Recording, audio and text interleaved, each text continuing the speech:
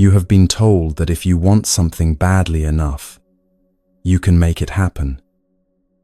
That belief has kept you searching for peace, searching for enough, searching for the version of your life that finally feels right. The Buddha saw this clearly. He watched people chase and build and want, and he saw where it led. Then he turned the whole idea around, not with a grand teaching, with one quiet observation that changes everything. Tonight, you will hear that observation, and it will not feel like a lesson. It will feel like putting something down. Let your body settle wherever you are. Lie down if you can. Pull something warm around you. Let your hands go still. There is nothing to do for the next 3 hours except listen. Here is what will happen. The restless feeling, the one that says, "You are not where you are supposed to be," will begin to fade.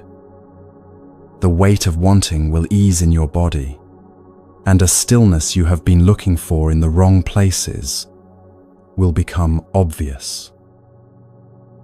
It was never far away. It was never something to create. The Buddha knew this. Tonight, you will feel it for yourself. Take one breath. Feel where you are. Let the sounds around you exist without naming them. You are already here. If it feels right, share where in the world you are listening from tonight. Right now, across the earth, people are settling into this same stillness. Stay.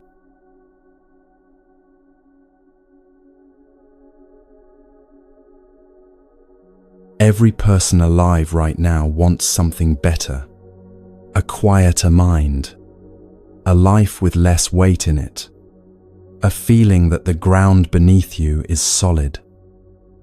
For a very long time, thousands of years, people have believed the way to get there is to make it happen, to want hard enough, to arrange things correctly, to build the right life, in the right place, with the right people around you. If the outside world looks the way it should, peace will come. This belief is everywhere. It runs through how we make decisions, how we measure success, how we judge whether a day was good or bad. The Buddha lived among people who carried this belief.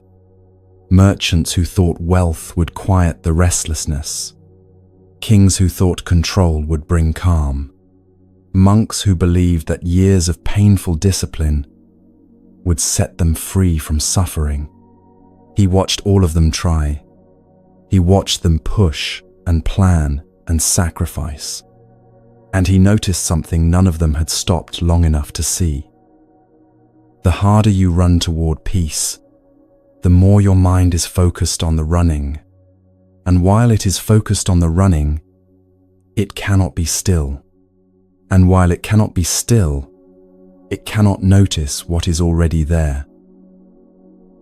The peace they were searching for was not at the end of anything.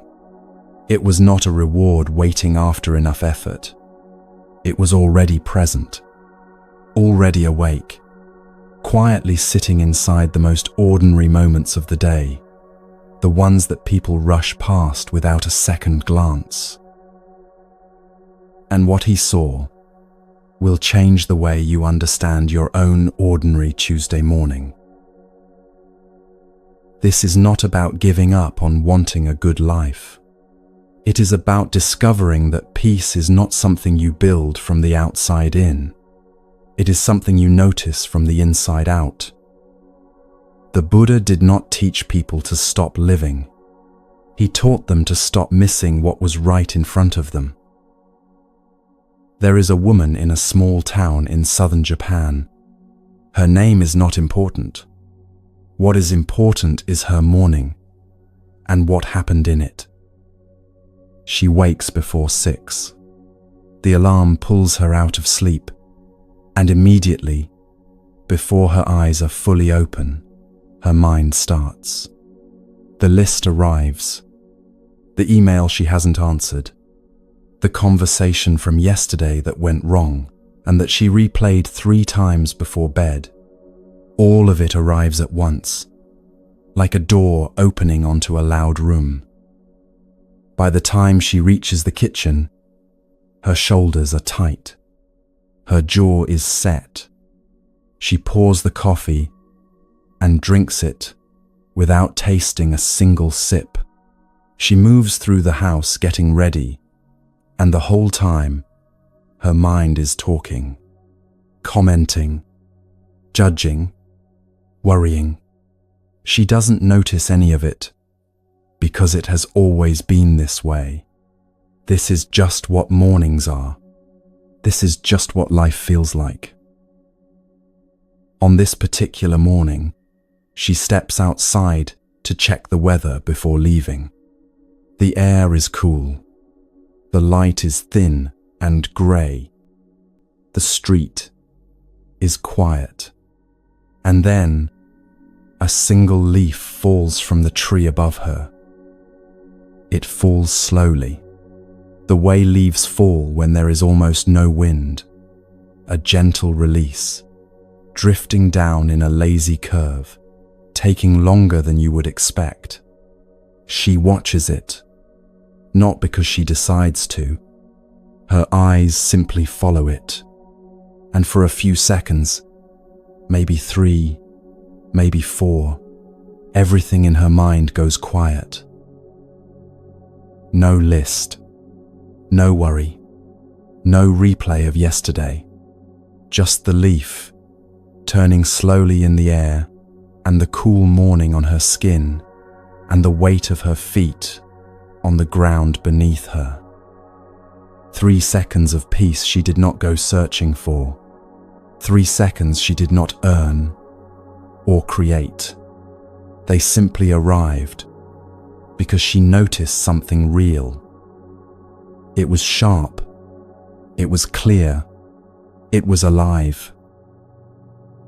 This is exactly what the Buddha taught. Not a technique you have to master. Not a practice that takes years to perfect. A turn.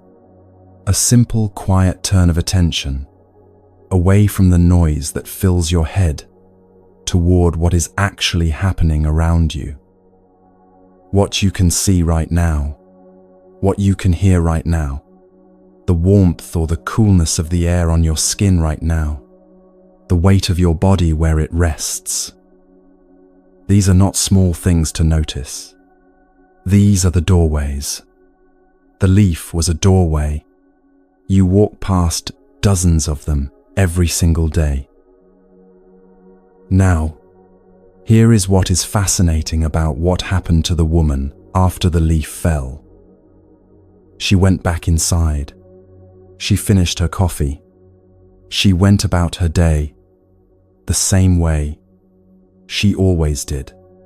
Nothing changed on the outside, but something had shifted on the inside. Something small and quiet, like a key turning in a lock you didn't know was there. That 3-second pause had started something she could not have predicted. Because once you notice one thing, truly notice it, your mind begins to slow.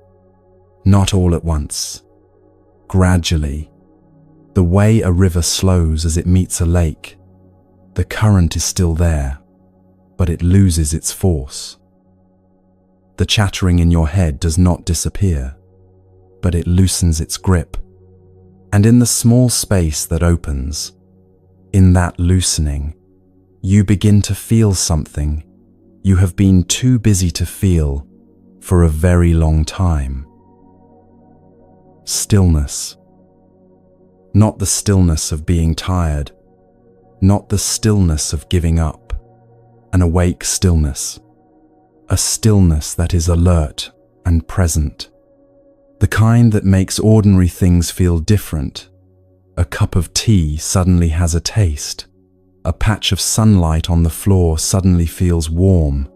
A bird outside the window suddenly sounds like something worth listening to. The woman came back to this feeling. Over the following days, she began to catch other moments, like the one with the leaf, the warmth of water on her hands while washing dishes, the smell of rice cooking, the sound of the train passing at a distance. Each time she truly noticed, the same thing happened.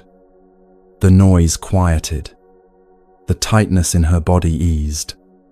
The day felt less like something to survive and more like something to be inside of. Now, if all of this sounds easy, it is. But here is where most people stumble. Your mind does not want to be quiet. This is not a flaw in you.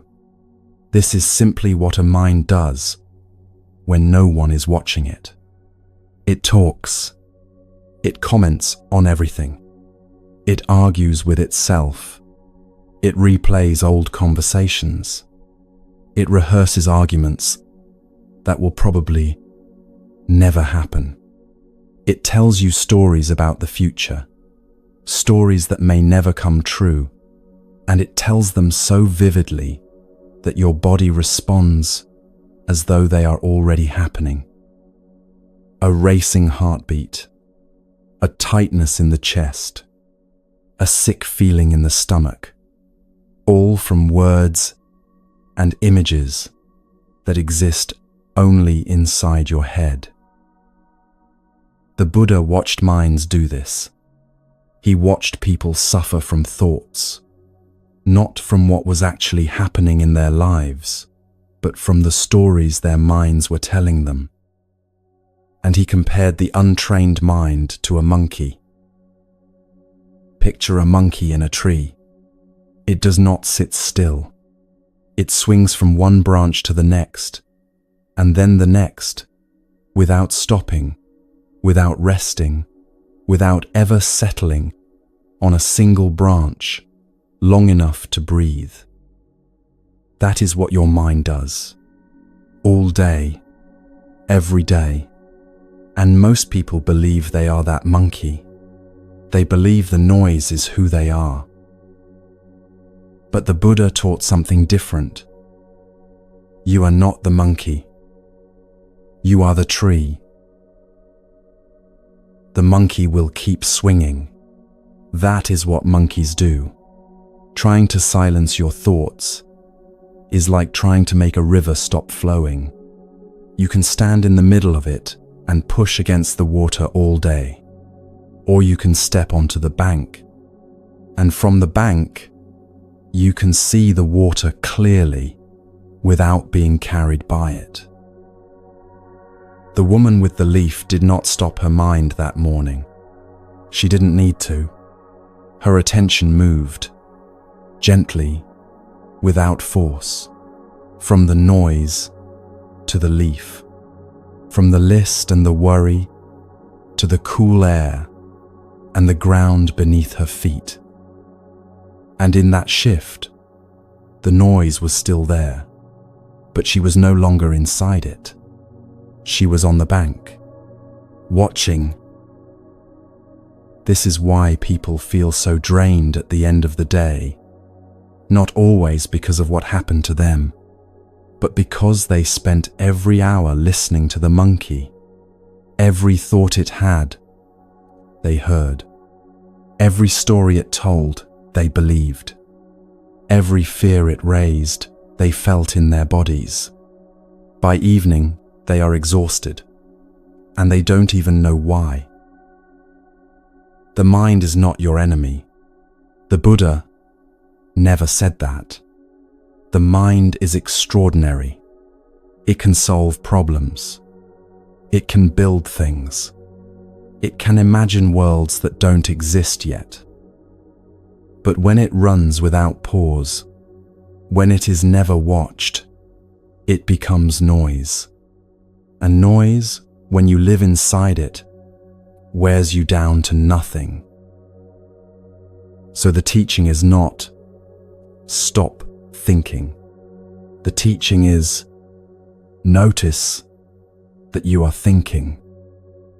Noticing that you are thinking is like opening a window. The air moves through.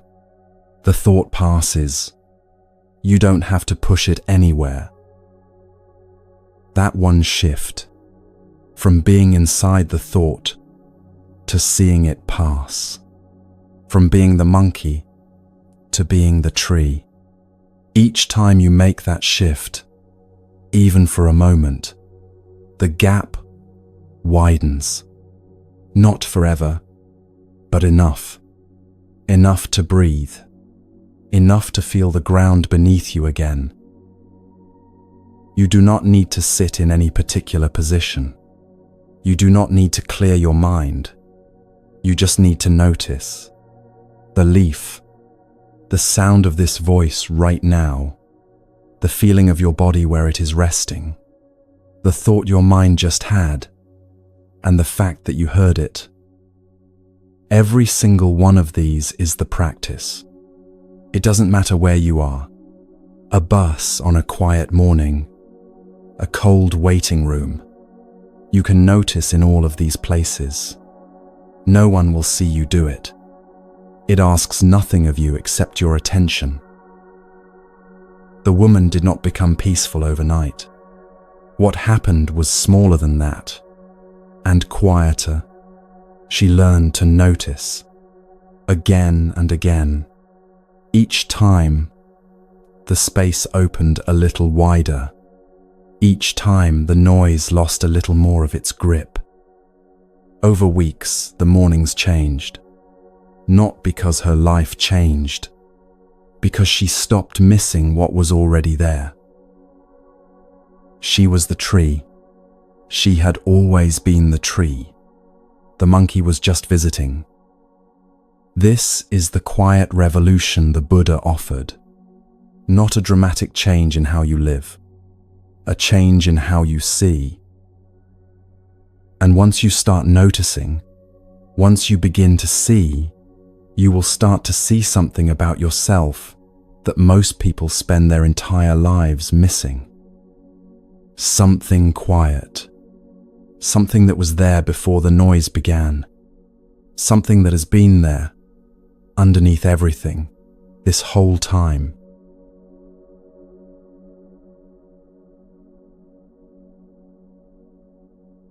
Your mind has been telling you a story about who you are. It started a long time ago, maybe when you were very young. Someone said something about you.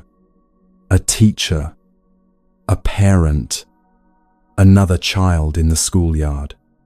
And your mind picked it up. It turned it over. And somewhere, quietly, it decided, this is who I am. There was a man in a fishing village on the coast of India. When he was 7 years old, he broke a neighbor's fence during a game with other children. It was an accident, but the neighbor was angry, and the neighbor said to him, in front of the other children, "You are the angry one." The boy did not understand what that meant, but his mind understood. It took those words and held them. And from that day on, whenever he felt any frustration, any irritation, any discomfort, his mind would say, "See, this is who you are. You are the angry one." By the time he was 20, he believed it completely. He believed this the way you believe the sky is blue. It felt like fact.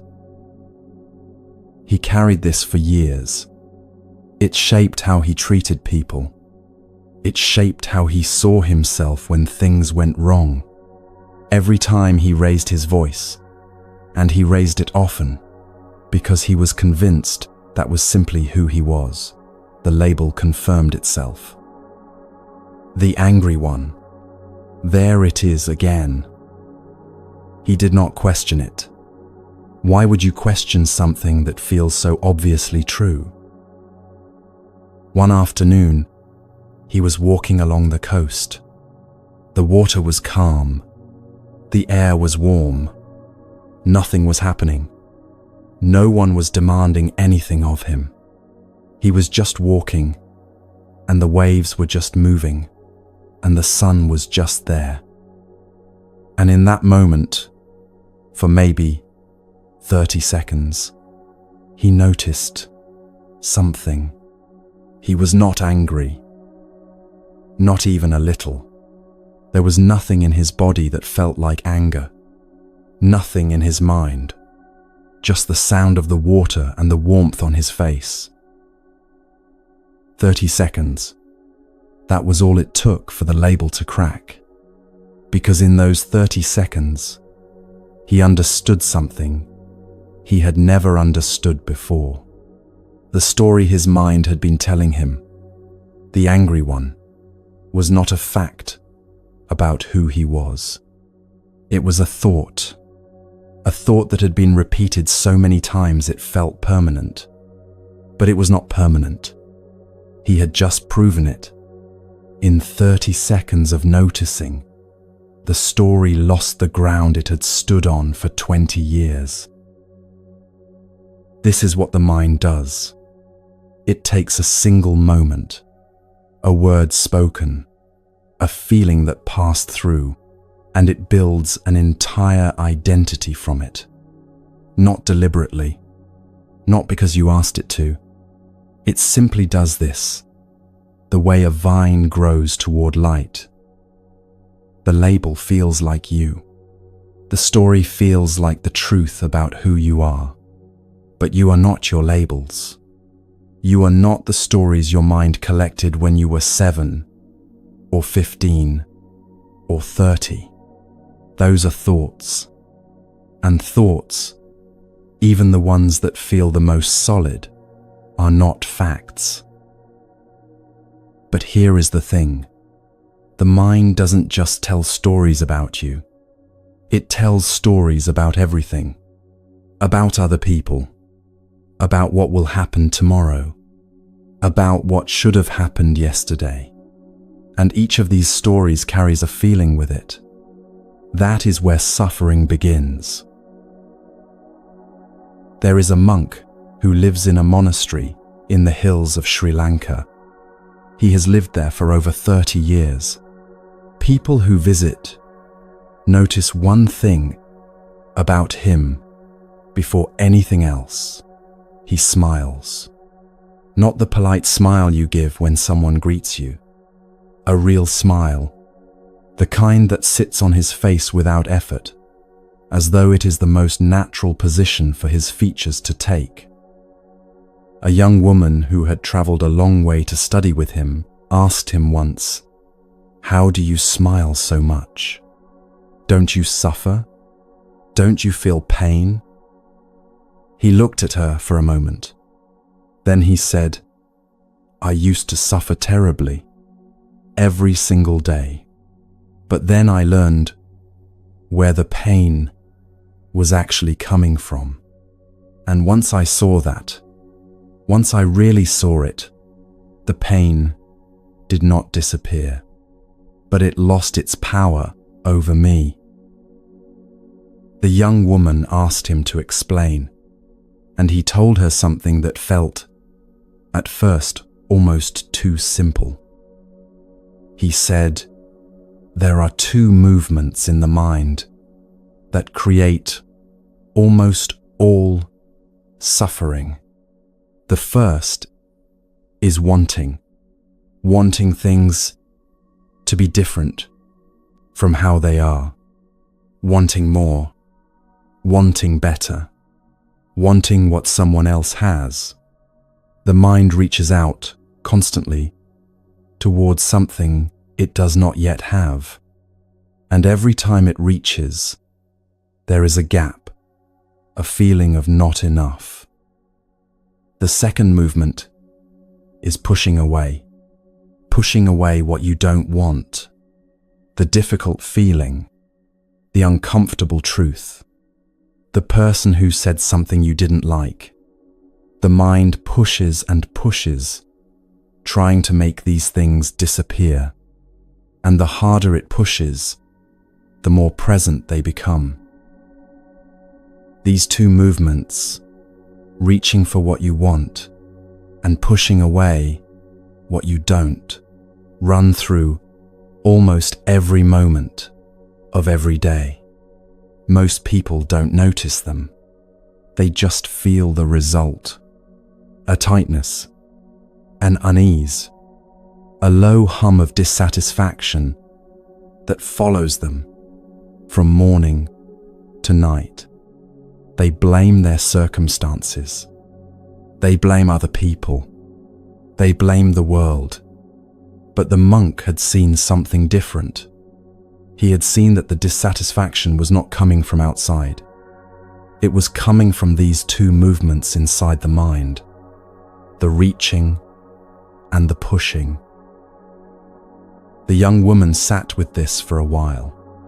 Then she said, "But isn't that just how life is? Isn't wanting natural?" The monk nodded. He said, "Yes, wanting is natural, but there is a difference between wanting and being trapped by wanting. You can want a cup of tea. That is simple. That is fine. But when the mind turns wanting into a story, when it says, 'I will never be happy unless I have this,' that is where the trap closes. And most people don't even notice the trap because it feels exactly like normal life. Now, all of this might sound heavy. Stay with me, because what comes next makes all of it feel lighter.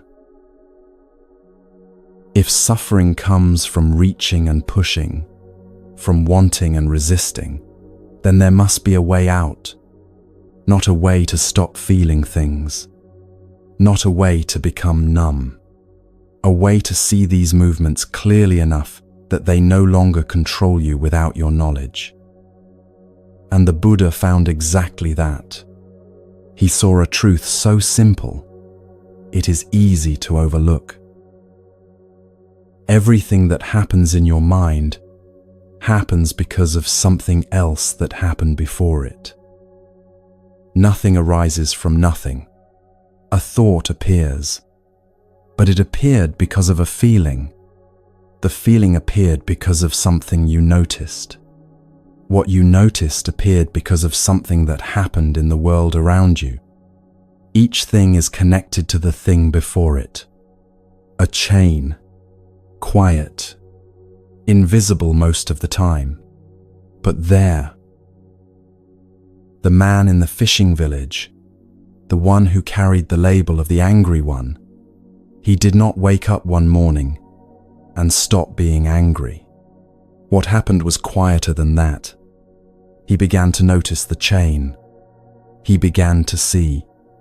The anger doesn't just appear out of nowhere. Something triggers it. A feeling of being dismissed. A memory of being small and being told he was wrong. Each time he caught himself in the middle of it, in the middle of the reaching or the pushing, he could see the shape of it. And the moment he saw it clearly, it loosened. Not always, not completely, but a little, enough. This is the crack. This is where awareness begins to dissolve what years of habit have built. Not through force, not through willpower or discipline, through seeing. The Buddha taught that awareness itself, simply noticing what is happening inside your own mind, is the most powerful force available to you. Not thinking about what is happening, not judging it, not trying to fix it, just seeing it. The way you see a cloud passing across the sky, openly, without grabbing at it, without pushing it away. The monk in Sri Lanka did not reach his peace through years of sitting still. He reached it through years of noticing the reaching, noticing the pushing, noticing the stories his mind told him, and the feelings those stories carried, and the way his body responded to those feelings. Each time he noticed, the chain lost one link, not dramatically, quietly, the way ice thaws, so slowly you can't see it happening, until one morning you look and the ground is clear. You do not need to understand everything about why your mind works this way. You do not need to trace every chain back to its beginning. All you need is the willingness to look. When the mind tells you a story about who you are, notice it. When the reaching happens, the wanting, the grasping, notice it. When the pushing happens, the resistance, the frustration, notice it. You don't have to do anything with what you see. The seeing itself is enough. The man walked along the coast many more times after that afternoon. Some days the anger came back. Some days the label felt real again. But something had changed in how he saw himself. He could no longer fully believe it, because he had seen clearly in 30 seconds of calm that the story was not who he was. And that seeing, once it has happened, cannot be fully unseen. Now, there is a place where this kind of seeing becomes almost effortless. A place you can go right now, without moving, without doing anything at all. A place where the mind slows down on its own, not because you force it, but because of what surrounds you. We are going there next.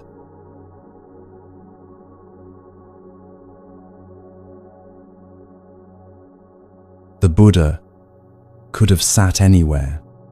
He had access to halls, to rooms, to buildings built by people who wanted to honor him. But on the night everything changed. On the night he saw what he saw. He sat beneath a tree. Not inside, not in a grand place. Beneath a tree, in the open air, with the ground beneath him and the sky above. There is a reason for that. For thousands of years before the Buddha, monks and teachers in India had gone to forests, not to hide from the world, not because the world was too difficult. They went because something happens in a forest that does not happen in a room. The mind quiets, not all at once, but gradually, the way a lake settles after someone has thrown a stone into it. The ripples slow, the surface becomes still, and when the surface is still, you can see clearly to the bottom. There is a man who walks through a park near his home every morning before work. He has done this for years. The same path, the same trees. He never paid much attention to them. They were just part of the route, things he passed on his way to somewhere else. One morning, he stopped in front of an old tree. He did not plan to stop. His feet just slowed. The tree was wide, its trunk thicker than he could wrap his arms around. The bark was cracked and layered, like something that had been built up over a very long time, and the wind was moving through it. He could hear it, a soft sound, almost like breathing.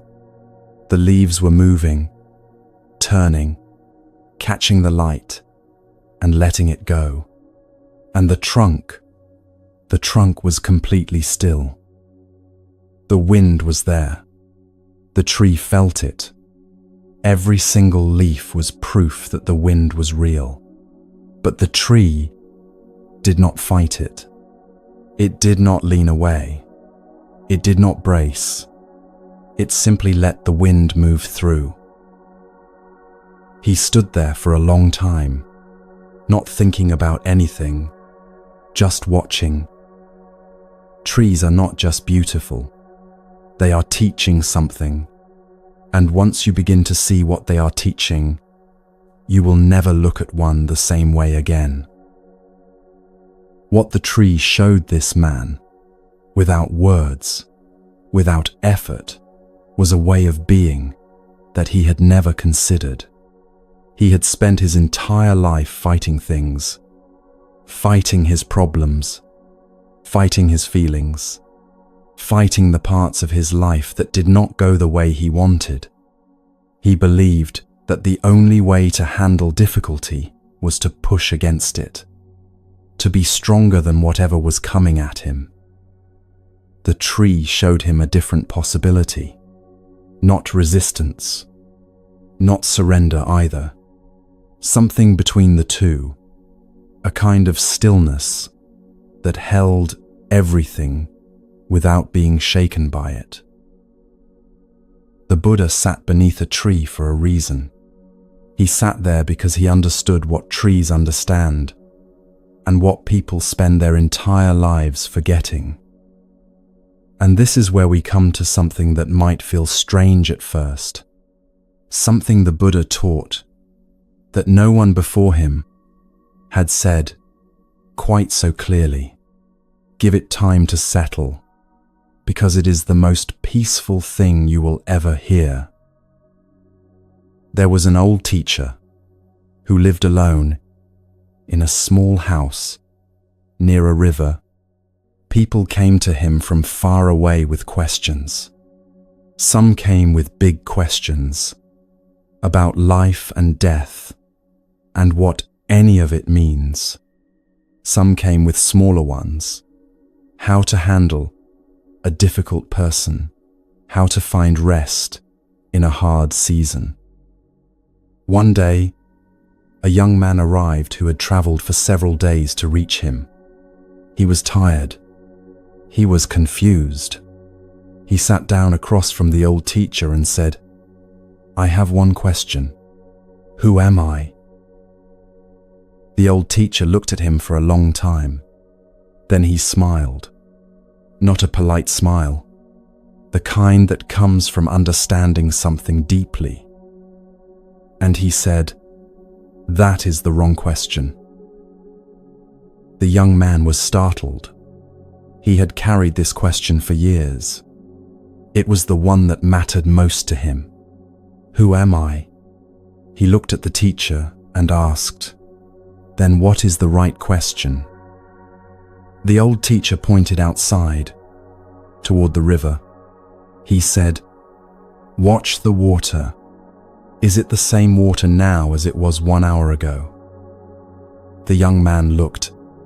No, the water was always moving, always different, never the same from one moment to the next. The teacher nodded. Then he said, "You are like that river.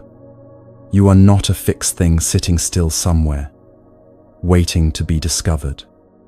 You are a movement, a series of moments, one after another, each different from the last. The right question is not, who am I? The right question is, what is happening right now?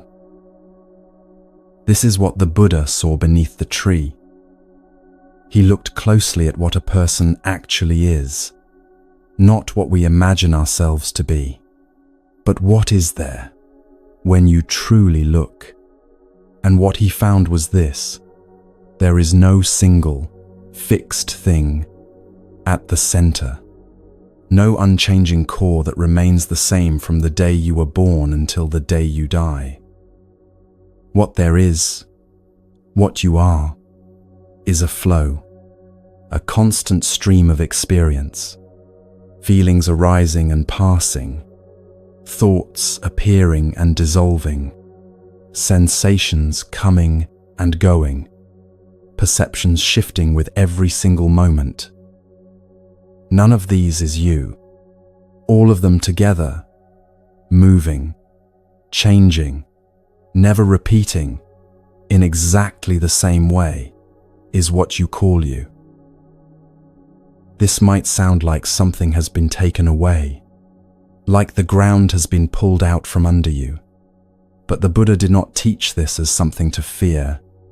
He taught it as the greatest freedom available to a human being. Because if you are not a fixed thing, if there is no permanent, unchanging identity at the center, then the labels cannot hold. The story your mind built when you were 7 years old, the name someone gave you in anger, the belief that you are broken or not enough or permanently damaged in some way. None of it can stick to something that is always moving. You are the river, and rivers cannot be pinned down.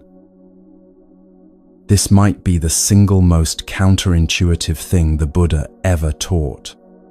But give it a moment to settle, because it changes everything that comes after it.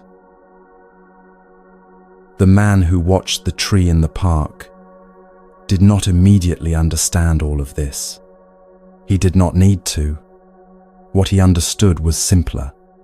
The tree was not fighting the wind, and he had been fighting everything in his life for as long as he could remember, and the fighting was costing him more than whatever he was fighting against. There was a woman who lived in a village near a wide river in northern Myanmar. She had built a life there over many years. A small house, a garden she tended with care, a few boxes of photographs and letters that held the shape of her memories. One year, the rains came harder than anyone in the village could remember. The river swelled over its banks. The water came into the village slowly at first, then fast. Within 2 days, most of what she had built was gone. The house was flooded and ruined. The garden was underwater. The photographs, the letters, carried away or destroyed. People expected her to fall apart. Some of them did fall apart, on her behalf, as though the grief she should have been feeling had to go somewhere. They came to her with pity in their voices. "Are you all right? What can we do?" She thanked them, but what they saw on her face was not what they expected. It was not grief. It was not anger or bitterness. It was something closer to calm, a quiet steadiness that surprised even her.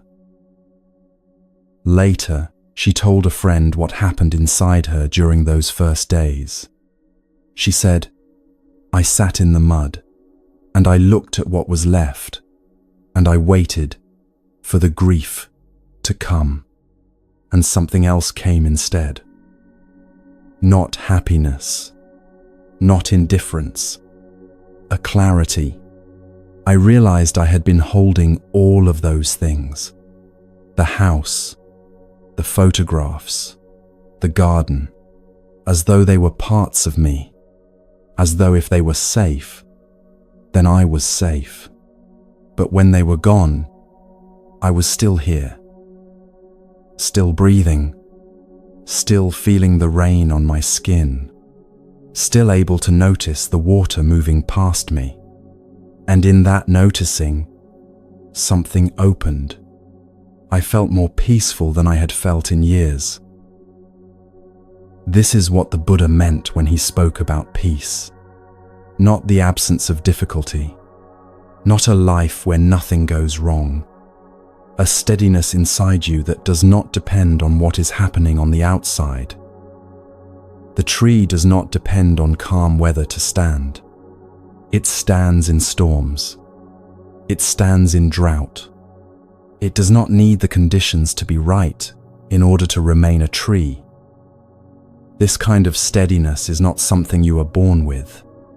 It is not something you find hidden inside yourself one day, like discovering a room in your house you never knew was there.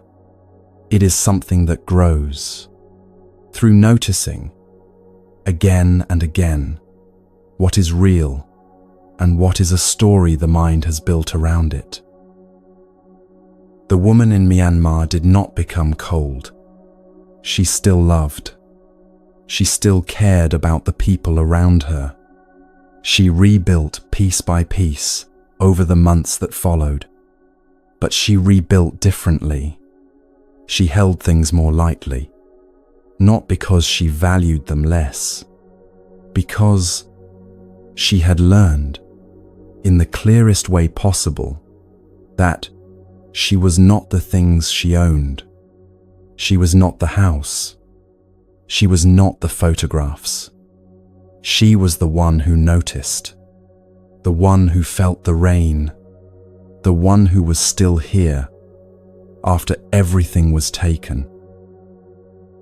The tree in the park is still standing. The man walks past it most mornings. Sometimes he stops. Sometimes he just glances at it as he passes. But he sees it differently now. He sees something that has stood in the same place for a very long time, holding still while everything around it moves, and not because it is stronger than the wind, because it does not need to be. Now that you are beginning to see yourself more clearly, beginning to notice the stories, the reaching, the pushing, something interesting happens when other people try to pull you back into the old patterns. We are going there next.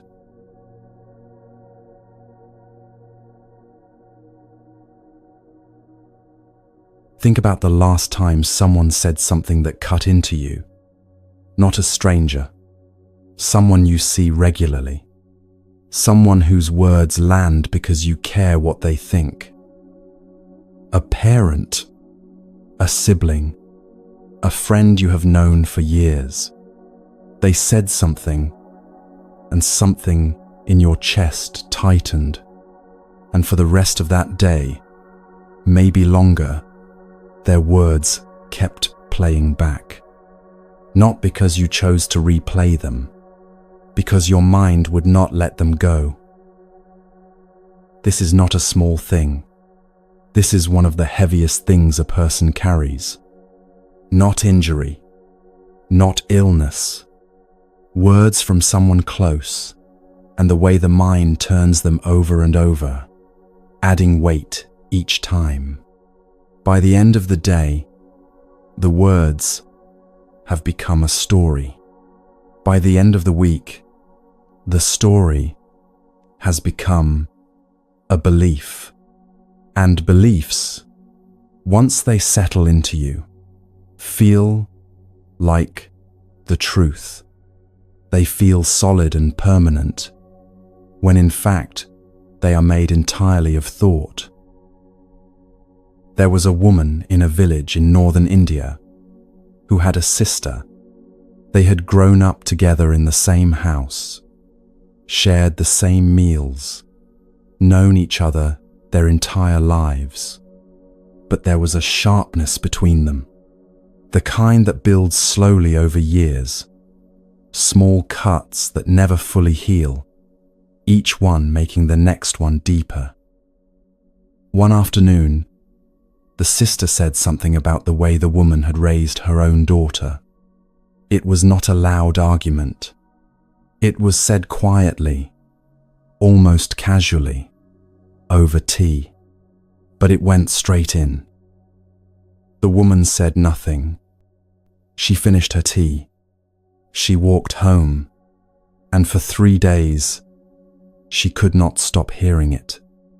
The words would come back at odd moments, while she was cooking, while she was lying in the dark before sleep, while she was watching her daughter play in the yard. Each time they came back, they carried a little more shame with them, a little more of the feeling that something was wrong with her. On the 4th morning, she sat with the feeling, not to fix it, not to plan what to say back. She just sat with it and watched what it was doing inside her. The tightness in her jaw, the heat behind her eyes, the way her mind kept building the case. She has no right to say that. She doesn't understand. Who is she to judge? She watched all of it, and then she asked herself one question. Not, what did she mean by that? But, why did that hurt so much? The answer was not about her sister. The answer was about her, about something old and tender that her sister's words had touched without meaning to. A fear she had carried since her daughter was very small, the fear that she was not doing enough, that she was failing in some way she could not name. Her sister had not put that fear there. It was already there. The words had simply found it, the way water finds the lowest point in the ground. And in seeing that, in being honest with herself about what was really there, the grip of the words loosened, not all at once, but enough. The Buddha watched people hurt each other for years. He watched the way words travel from one person into another person's body and stay there. He watched the way the mind turns a single sentence into a wound that lasts for months. And he saw something that most people take a very long time to see. The pain is not coming from the other person. The pain is coming from what you do with what they said. The words arrive. That is unavoidable. But the suffering, the days of replaying, the tightness, the story that builds on top of it, that is something the mind creates after the words have already come and gone. The other person has moved on. They may not even remember saying it. But inside you, the words are still alive, still working, still adding their weight. He said, "Hatred does not cease by hatred.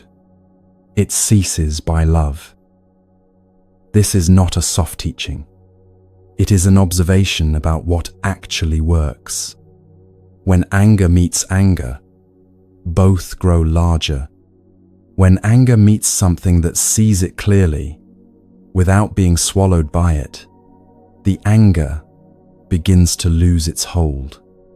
Not through force, not through effort, through seeing.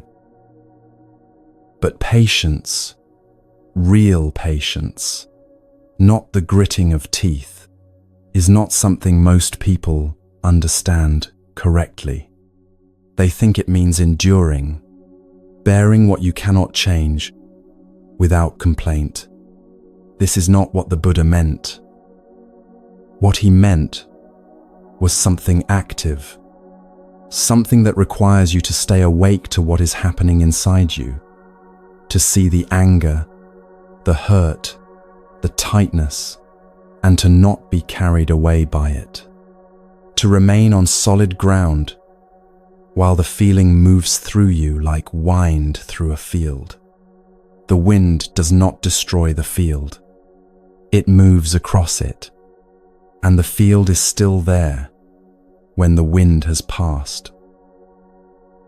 There was a monk who lived near a busy port town on the coast of Myanmar.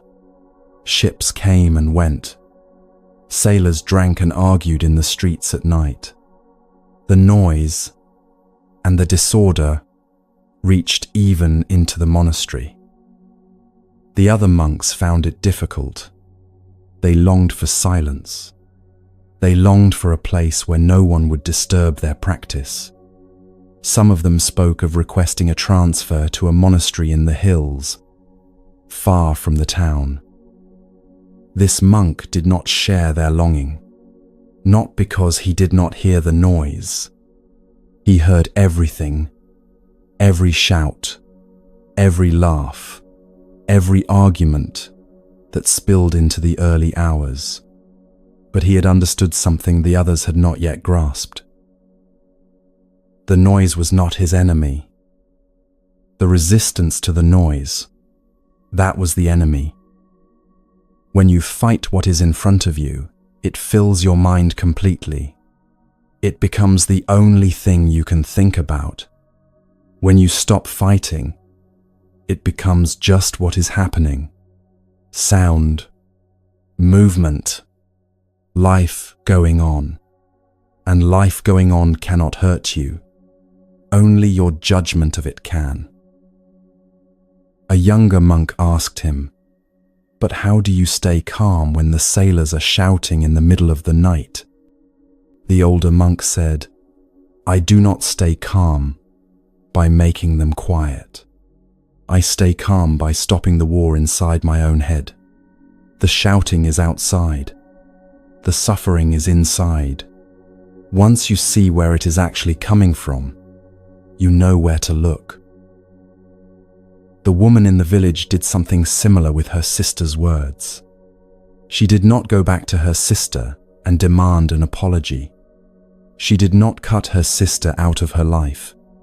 She turned toward the pain inside herself and looked at it honestly. And in that looking, she found that the wound was not really about what her sister said. It was about something she herself had been carrying for a long time. Her sister had only opened the door to it. The door had been there all along. This is what the Buddha meant when he spoke about seeing other people clearly, not excusing harm, not pretending that hurtful words are fine, but understanding that the person who said them was also suffering, carrying their own weight, their own old wounds that had never been looked at. The sister who spoke so casually over tea, she was not cruel for the sake of cruelty. She was touching something in herself that she had no words for, and it came out sideways, aimed at the person closest to her. This is how pain moves between people, not because anyone is choosing to cause it, because the pain has to go somewhere, and it goes toward the person who is already close enough to feel it. Every person who has ever spoken sharply to you was in pain. Not always, but far more often than you think. The Buddha taught that every single being alive carries one wish inside them, the same wish, across every person, in every part of the world. Every person wants to be free from suffering. The sister wants to be free from suffering. The monk's noisy neighbors want to be free from suffering. You want to be free from suffering. The wish is the same. Only the way each person carries it is different. Some carry it quietly. Some carry it in anger. Some carry it in silence that looks like coldness. But underneath all of it, the wish is identical. When you truly see this, not as a thought you accept, but as something you feel in your body, the way you experience difficult people begins to change. Not because you forgive them in some grand gesture, because you recognize them. You see the same struggle in them that you know in yourself. And recognition Real recognition softens something inside you that no amount of effort or willpower could touch. The monk near the port town carried this understanding with him into every night of noise. The woman carried it into every conversation with her sister. Neither of them became perfect. Neither of them stopped feeling pain, but the pain stopped controlling them. And that is the difference. Not the absence of difficulty, the absence of being ruled by it. But here is the hardest part. Seeing other people this way, with honesty, with the recognition that they are suffering too, that takes practice. But it is possible. Seeing yourself the same way, with the same honesty, with the same lack of judgment. That is where the real work begins.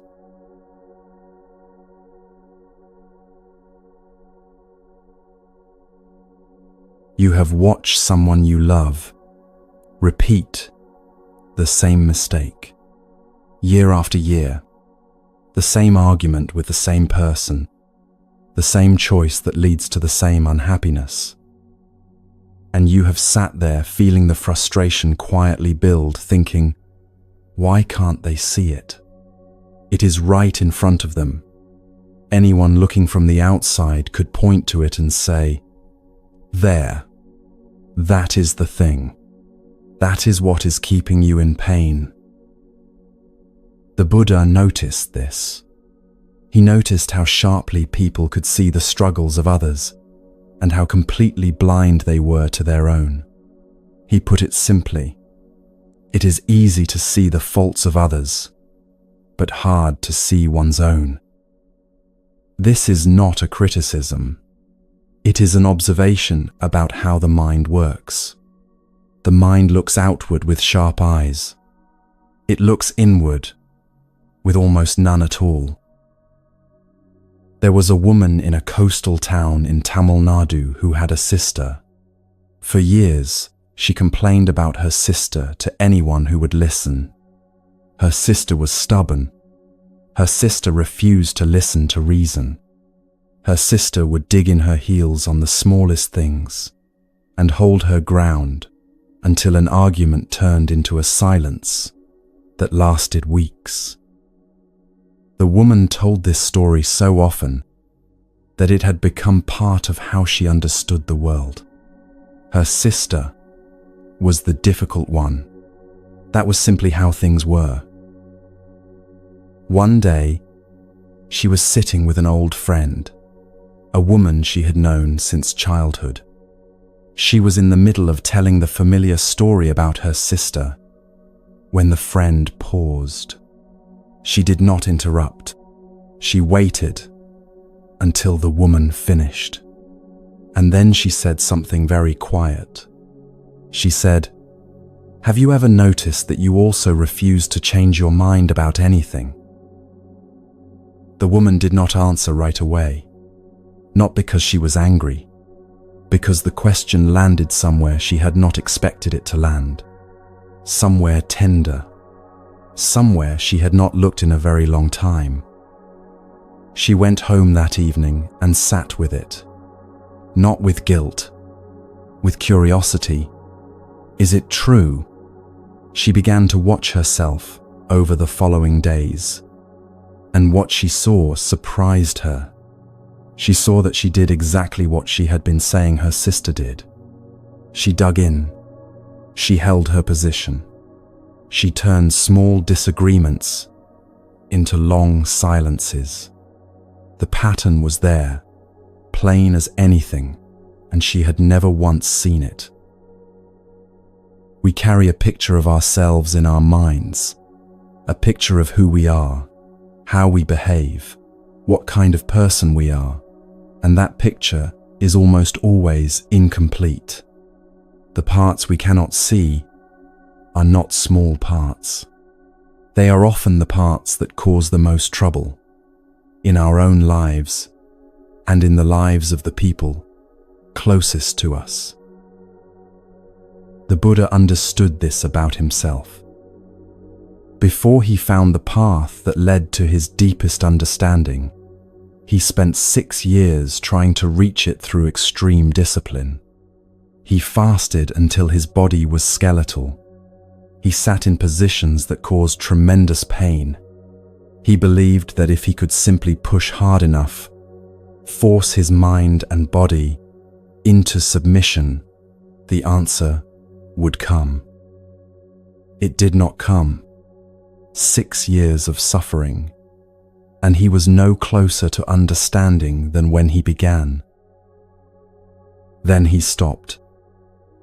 He looked at what he had been doing, honestly, without excusing it or defending it. He saw that the extreme path was not wisdom. It was the same grasping and forcing he had seen in everyone else, only turned inward. He had been trying to conquer himself, and you cannot conquer yourself into peace. That honesty, that willingness to look at his own behavior without flinching was the turning point. Everything that came after began there. There was a monk who lived in a monastery in the hills of Rajasthan. He was not old, but he had been practicing for many years. One season, he made a decision that the other monks found strange. He said he was going to spend 1 full year doing nothing but watching his own mind, not meditating in the way they usually understood it, not trying to achieve calm or stillness or any particular state, simply watching the way you would watch a river, letting it move, noticing what it carried, never trying to change its course. The other monks were skeptical. What would he learn from simply watching? Wasn't the point to transform? To improve? He said nothing about their doubts. He simply began. For weeks, nothing seemed to change. He sat. He watched. Thoughts came. He saw them. Feelings arose. He saw them. Judgments formed about himself, about others, about the world. He saw those too. He did not push any of it away. He did not follow any of it into a story. He just watched. But as the months passed, he started to see patterns he had never noticed before. The way his mind reacted to certain kinds of criticism, not with anger, but with a deep, quiet withdrawal. The way he compared himself to the other monks, constantly, without being aware he was doing it. The way he told himself stories about who he was, the good monk, the disciplined one, and how tightly he held those stories, as though letting go of them would mean losing himself entirely. None of these things were new. They had been happening for years. He simply had never looked closely enough to see them. At the end of the year, one of the younger monks asked him what he had learned. The monk thought about this for a long time before answering. Then he said, "I saw myself clearly for the first time, and I was both horrified and grateful." Horrified, because so much of what I had been doing was causing suffering in myself and in the people around me without my knowledge. Grateful, because once you see something clearly, it no longer has the same power over you. This is the teaching the Buddha pointed to when he spoke about self-knowledge, not self-criticism, not the heavy, punishing voice that says, "You are flawed, you are broken, You need to be fixed. That voice is just another form of blindness. It feels like honesty, but it is not. Real honesty is quieter than that. It is the simple act of looking, without flinching, without judgment, at what is actually there. No more, no less. The woman in Tamil Nadu did not feel guilty when she saw her stubbornness. She felt relieved, because the moment she could see the pattern, it was no longer invisible to her. And what is visible can be worked with. What is invisible controls you completely. She did not try to force herself to be different overnight. She simply began to notice. Each time she felt the urge to dig in, to hold her ground against all reason, and in that noticing, a small space opened. A space where she could choose. Not always, but sometimes, and sometimes was enough to begin. The monk in Rajasthan carried his year of watching with him long after it ended, not as a memory he returned to, as a way of moving through his days. He kept watching, gently, without force, the way you keep breathing, not because you decide to, but because it is simply what you do. And the watching changed how he saw other people too. Because when you have looked at your own patterns with honesty, when you have seen the places where you cause pain without meaning to, you cannot look at another person's struggles with the same harsh judgment you once carried. You have seen too much of yourself to believe that you are any different from them. This is where compassion begins. Not as a feeling you generate, not as a decision you make to be kind, as a natural result of seeing clearly.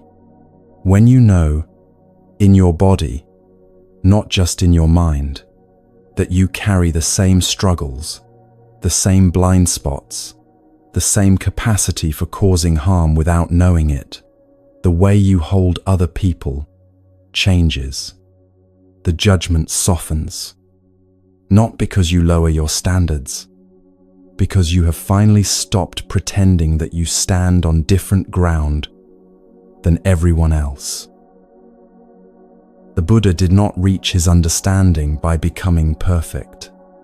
He reached it by seeing himself honestly, by looking at 6 years of misguided effort and saying, "Yes, that is what I did. That is what it cost. And now I can see clearly." That honesty was not the end of the journey. It was the beginning of everything. Now, once this kind of seeing begins, once you start to notice the things you have been carrying without knowing you were carrying them, you start noticing other things too. Small, quiet things. Things that have been there all along, waiting to be seen, and they change everything.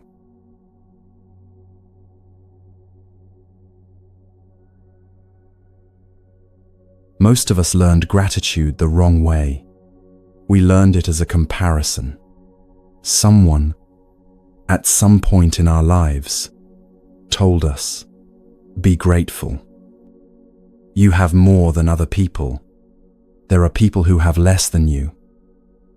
And so gratitude became a kind of guilt dressed in softer clothing, a reminder that we were supposed to feel good about what we had, because someone else had less.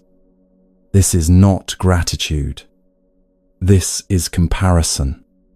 And comparison, even when it makes you feel temporarily better, keeps your mind locked in the same place it was already stuck, measuring, weighing, looking at what you have, and asking, Is it enough?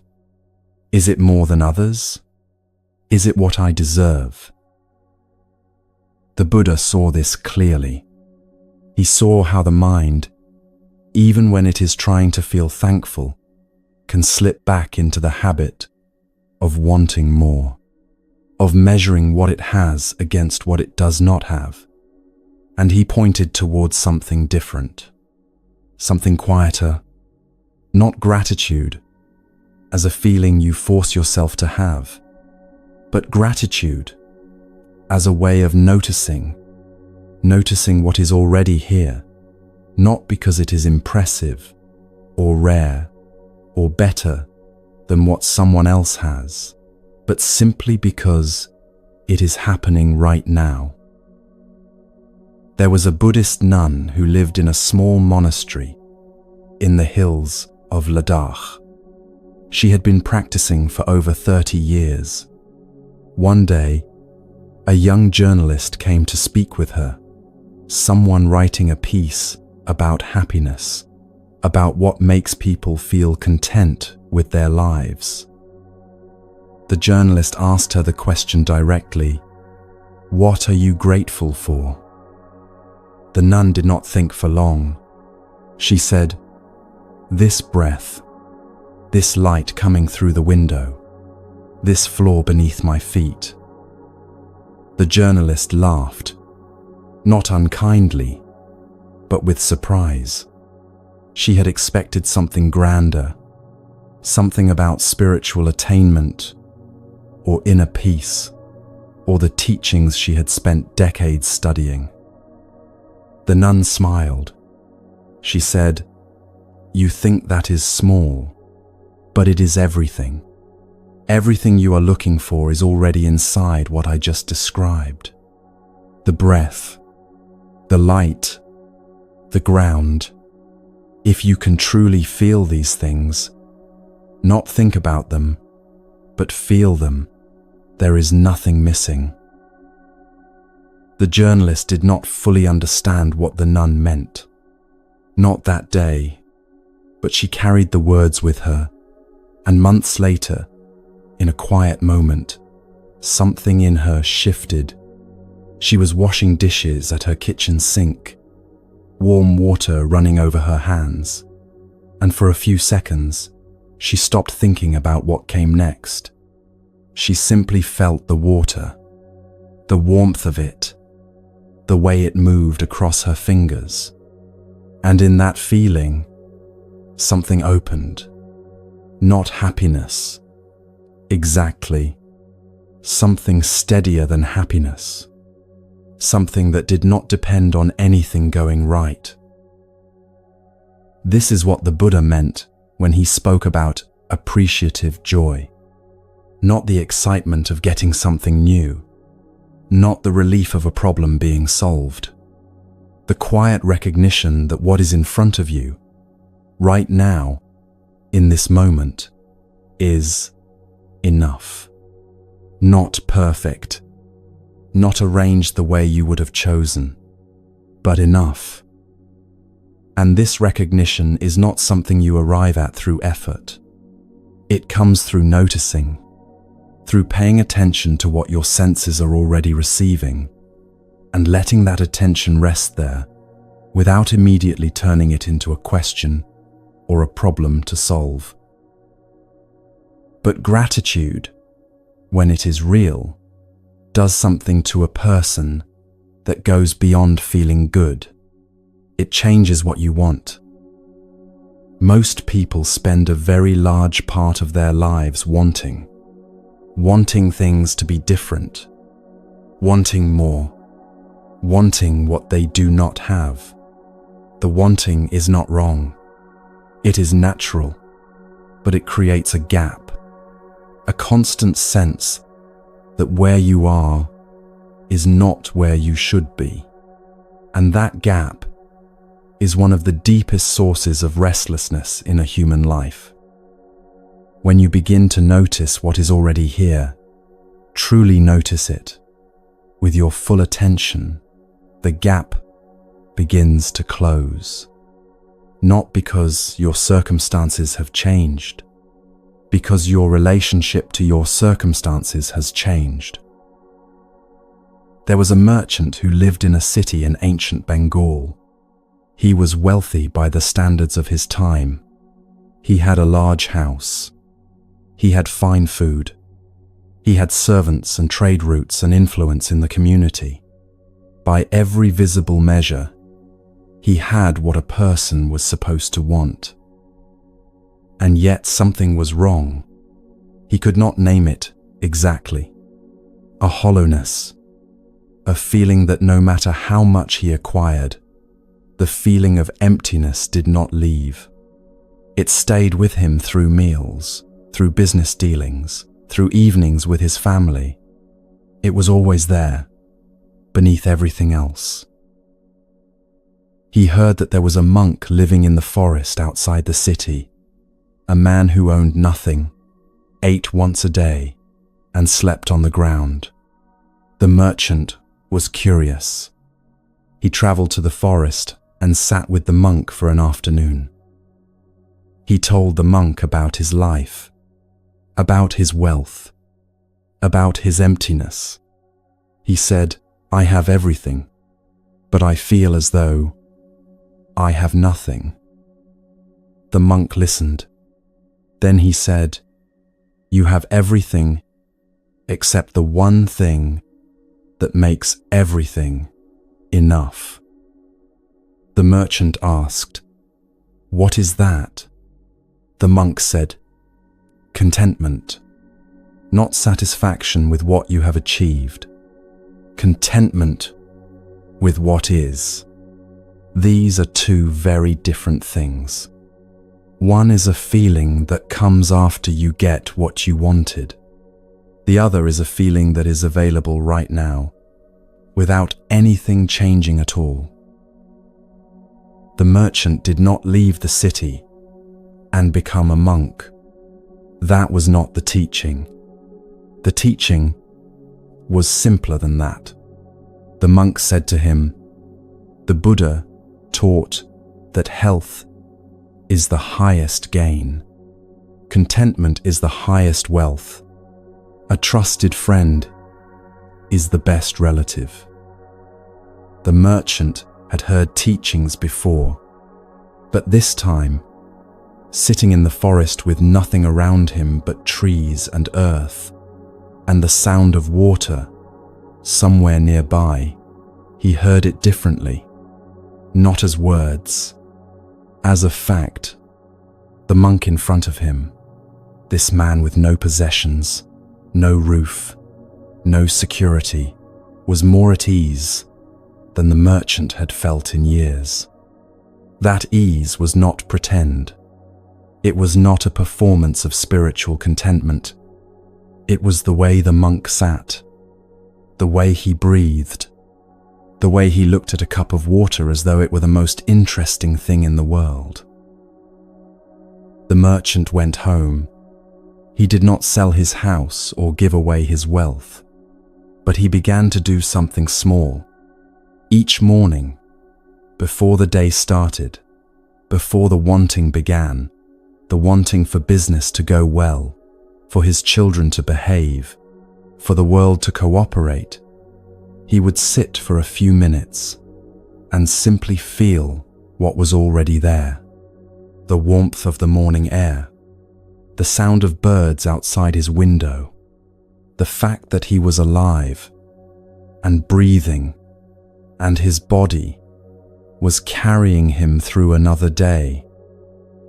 It did not fix the emptiness all at once, but it began to fill it, slowly, the way rain fills a dry well, not with one pour, but with many small ones, over time. There was a man who worked in an office in a busy part of Kyoto. His days were full. Meetings followed by meetings, deadlines, the constant low hum of things that needed to be done.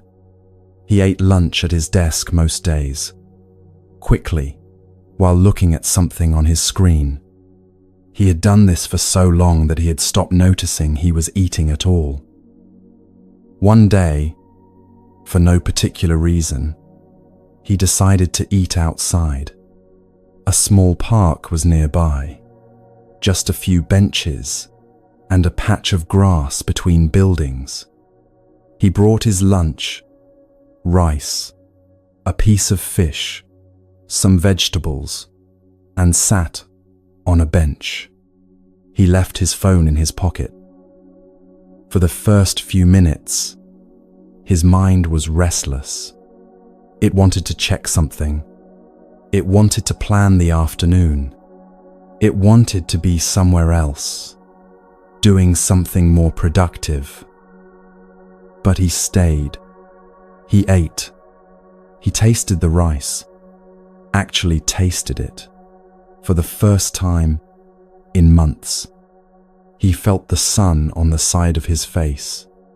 He listened to the sound of the street nearby, cars, voices, a dog barking somewhere. And after a few minutes, the restlessness quieted. Not completely, but enough that something else could be felt underneath it. Peace. Not the dramatic kind. Not the kind that comes after a crisis has passed or a problem has been solved. The kind that is simply there, underneath the noise, underneath the wanting, when you stop moving long enough to feel it. He sat for 15 minutes. When he went back inside, nothing in his life had changed. His deadlines were the same. His responsibilities were the same. But something in the way he carried them had shifted. He said, later, to a friend, I realized I had been searching for peace in all the wrong places. I had been looking for it in the future, when things would calm down, when I would finally have time, but it was there the whole time, in the rice, in the sun, in 15 minutes of paying attention. The nun in Ladakh understood this. The monk in the forest understood this. The man in Kyoto stumbled into it. And what they all touched, in different ways, in different places, was the same thing. That the life you already have, the ordinary, unremarkable, daily life, contains everything you have been looking for. Not in spite of being ordinary, because it is ordinary, because it is real, because it is here, right now, and your senses are already receiving it. The only thing standing between you and the peace you are looking for is the habit of looking past it. The Buddha did not teach people to become detached from life. He taught them to become more present to it, to stop skipping over what is in front of them in search of something better. Because the better thing, the thing that actually satisfies, is not somewhere ahead. It is not waiting at the end of a list of achievements. It is in the breath, in the light, in the warmth of water on your hands, in a meal eaten slowly, with nothing else competing for your attention. These are not consolation prizes. These are the substance of a life. The merchant in Bengal began to notice his wealth differently after that afternoon in the forest. Not that it mattered less, but that it mattered in a quieter way. It was useful. It kept his family fed and sheltered. But it was no longer the thing he was chasing. The chasing had stopped, because the emptiness it was meant to fill had begun to fill itself through attention, through noticing, through the simple act of being awake to what was already there. Now, with this kind of seeing, this quiet noticing of what is already in front of you, you begin to notice something else too. Something less comfortable. The old patterns. The ones you did not choose. The ones that were handed to you long before you were old enough to ask whether they fit. And working with those patterns, that is where the next part of this teaching begins.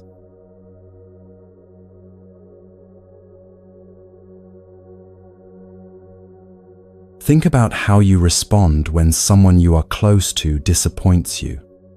The specific way you go quiet, or the specific way your voice changes, or the way you leave the room without saying why.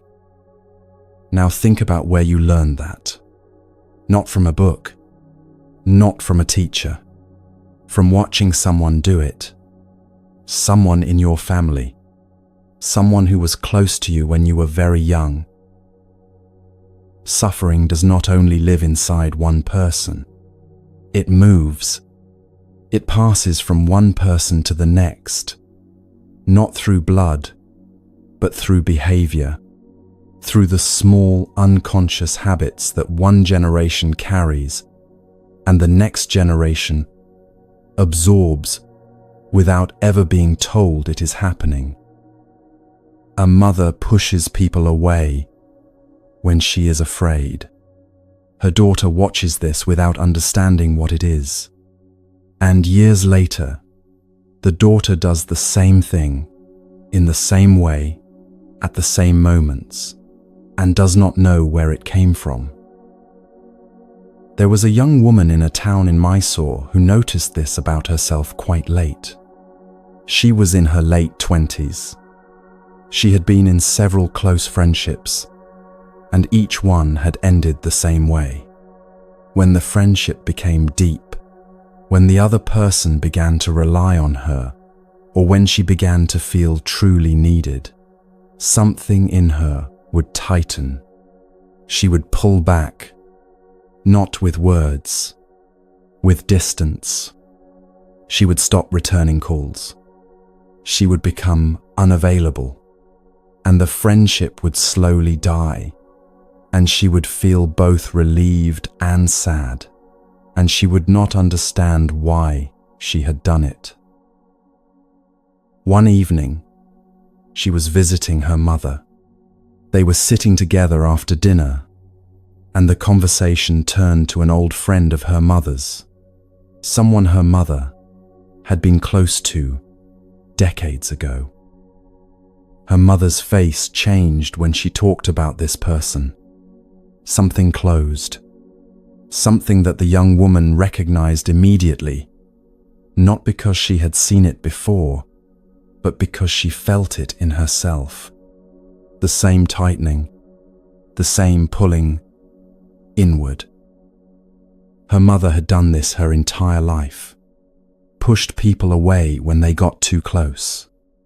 And the young woman had learned it, absorbed it, the way a child absorbs everything, silently, completely, without choice. The moment she saw this, something shifted. Not guilt, not anger toward her mother, something closer to recognition. She saw the pattern clearly, where it came from, how it had taken root in her, how it had been shaping her life without her knowledge. And in seeing it, the pattern did not disappear, but it loosened, because a pattern that you cannot see controls you completely. A pattern that you can see, you can begin to work with. The Buddha understood how this works. He saw that actions have consequences, not only for the person who acts, but for everyone connected to them. When a person acts from anger, the anger does not stop with them. It moves outward. It lands in the people around them. And if those people do not see it, if they absorb it without awareness, they will carry it forward into their own lives, into their own relationships, into the next generation. This is not punishment. This is simply how things connect. When this exists, that comes to be. One thing gives rise to the next, and the chain continues until someone, somewhere in it, becomes aware enough to see what is happening. There was a family in a village in Gujarat that carried anger through 3 generations. The grandfather was known for his temper, not cruel, not the kind of anger that seeks to destroy, but sharp, quick to flare. When something did not go as he expected, his voice would rise and the room would go still. Everyone in the family knew to move carefully around him when he was in one of these moods. His son grew up in that atmosphere. He did not become his father exactly. His anger expressed itself differently, more quietly, more through withdrawal than through shouting. But the core of it was the same inability to sit with frustration, the same need to push it outward when it built up inside. And his son, the grandson, began to show the same signs. A quickness to irritation, a tightness in the jaw when things did not go his way. The pattern was moving through the family like water through rock, slowly, invisibly, carving the same channel each time. The grandson was about 22 when his own child was born. A boy. For the first year, everything was fine. The child was small, and the small frustrations of parenthood were manageable. But as the boy grew older, as he began to test boundaries the way all young children do, the grandson started to feel it. The familiar tightness, the flare of irritation when the boy knocked something over, or refused to listen, or cried without apparent reason. One afternoon, the boy did something small, spilled water across a table, soaking papers the grandson had been working on. Nothing serious. The kind of thing that happens 100 times in any household. The grandson felt the anger rise. He felt his jaw tighten. He felt his voice prepare to sharpen. And then something stopped him. Not willpower, not a conscious decision to be patient. A flash of seeing. He saw, in that single second, exactly what was about to happen. He saw his father doing the same thing. He saw his grandfather doing the same thing. He saw the chain stretching back behind him, and he saw that his son was about to become the next link in it. He paused. Just paused. He did not act on the anger. He did not push it down with effort. He simply stood in that second and let it be there without following it. The boy looked up at him, water still dripping from the table. The grandson took a breath. He said, quietly, "It is all right. We will clean it up."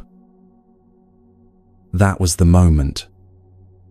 Not a grand gesture, not a lifetime of practice or years of study.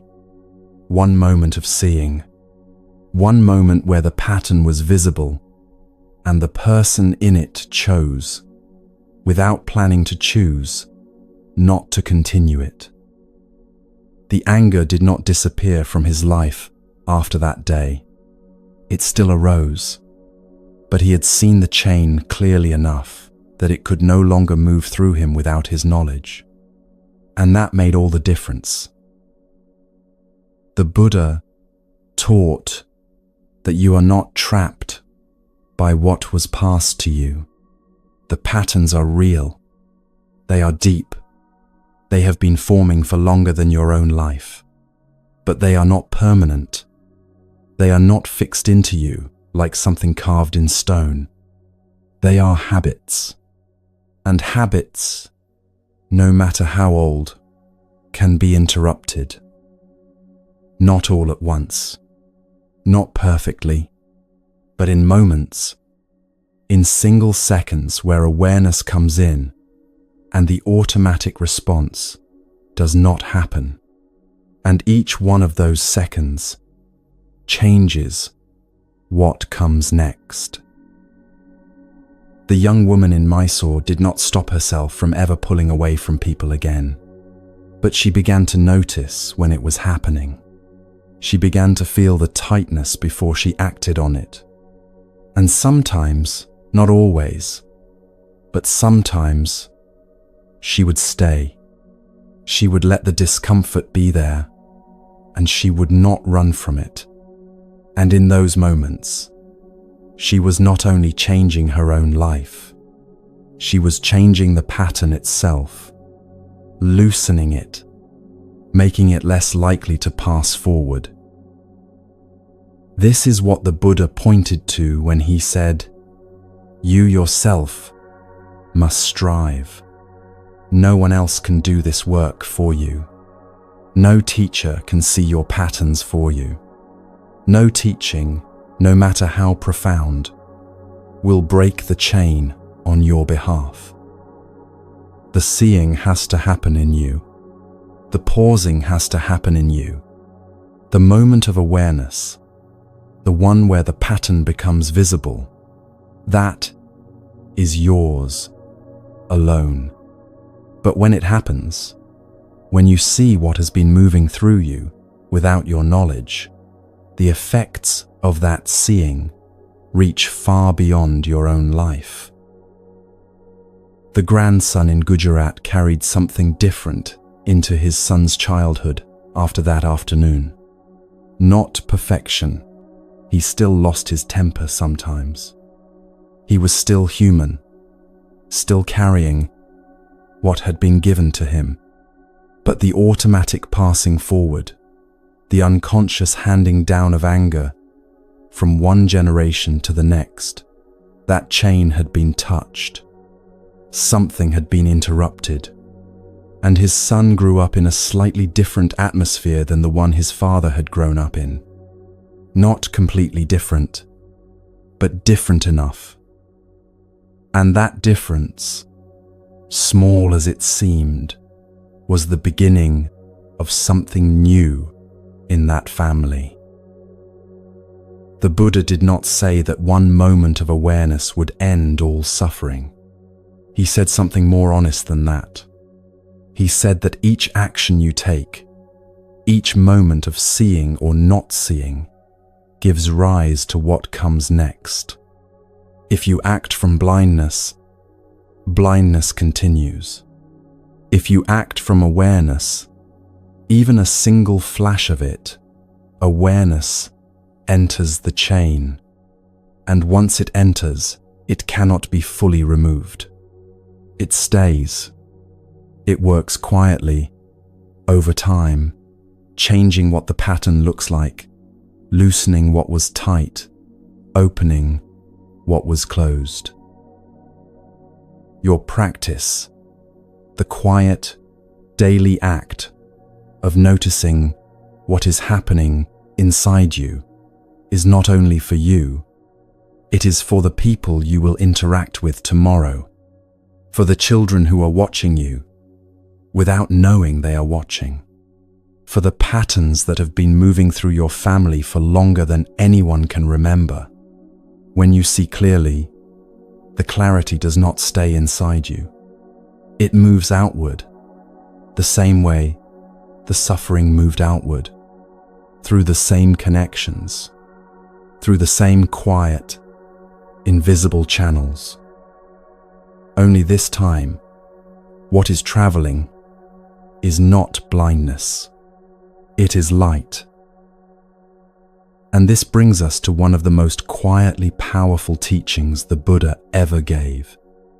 A teaching about how everything, absolutely everything, is connected, not in a distant, abstract way, in a way you can feel right now in the life you are living.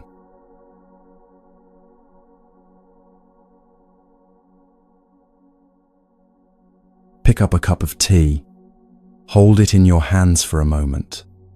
Feel the warmth of it against your palms. This small, ordinary thing, this cup of tea you are holding, did not come from nowhere. It came from rain. Rain that fell on a hillside somewhere, soaked into the soil, was drawn up through roots and into leaves over weeks and months. It came from sun, years of sun hitting those leaves, feeding them, turning them green. It came from the hands of someone who picked those leaves early in the morning, when the air was still cool, bending and reaching and placing them carefully into a basket. It came from the earth that held the roots, from the worms that loosened the soil, from the water that carried minerals up from deep underground. All of this is inside your cup, right now, in your hands. You cannot separate the tea from any of it. The tea is all of it, together. Most of us move through our days as though things exist on their own, as though the food we eat appeared on the shelf, as though the clothes we wear materialized from nowhere, as though our own lives, our thoughts, our feelings, our habits are ours alone, separate from everything else. But nothing works that way. Nothing in the world exists by itself. Everything you can name, every person, every object, every feeling exists only because of its connections to other things. Remove the connections, and the thing itself ceases to exist. There was a gardener who lived in a village in the hills of Karnataka. He had tended the same garden for 30 years. Not a large garden, a modest plot behind his house. Fruit trees, vegetables, a few flowering plants that his wife had loved before she died. He spent hours there each day, digging, watering, watching what grew and what did not. In the early years, he thought of himself as the one making things happen. He was the gardener. The plants were his work. When a mango tree produced fruit, he felt pride. When something withered, he felt failure. But over the decades, something changed in how he understood his role. He began to notice how much was happening that had nothing to do with him. The way the soil changed with the seasons, the way insects pollinated the flowers without being asked, the way rain came or did not come entirely on its own schedule. He was part of it, but he was not the center of it. One evening, a neighbor asked him what he had learned in 30 years of gardening. The gardener thought for a while. Then he said, "I used to think I was growing the flowers. Then I realized the flowers were growing me." This is what the Buddha saw when he looked at the world. Not a collection of separate things existing side by side. A web, a vast, intricate web, in which every thread depends on every other thread. Pull one thread, and the whole cloth moves. Remove one thread, and the cloth begins to fall apart. Nothing in it stands alone. Nothing in it is truly independent. Everything arises because of conditions, and those conditions are themselves arising because of other conditions. On and on, endlessly, in every direction. He described this with an image that is difficult to forget once you have heard it. Imagine a net, vast beyond measuring, stretching in every direction as far as you can see. And at every point where the threads cross, at every single junction, there is a jewel. Not a small jewel, a jewel so brilliantly polished that it reflects everything around it. Every other jewel in the net is visible inside it. And those jewels, the ones reflected inside the first jewel, each reflect every other jewel inside themselves. So the reflections go on, deeper and deeper, without end. Each jewel contains the entire net, and the entire net is held together by each jewel. This is not a metaphor for something else. It is a description of how things actually are. You are one of those jewels. The person sitting next to you is one of those jewels. The gardener in Karnataka is one. The person who picked the tea leaves is one. The rain that fed the soil is one. And each of you reflects every other, not because you are the same person, not because your lives are identical, but because you are woven together through conditions, through causes and effects that stretch back further than any single mind can trace. A young girl, perhaps 7 or 8 years old, was sitting with her grandmother one afternoon in a village in Arunachal Pradesh.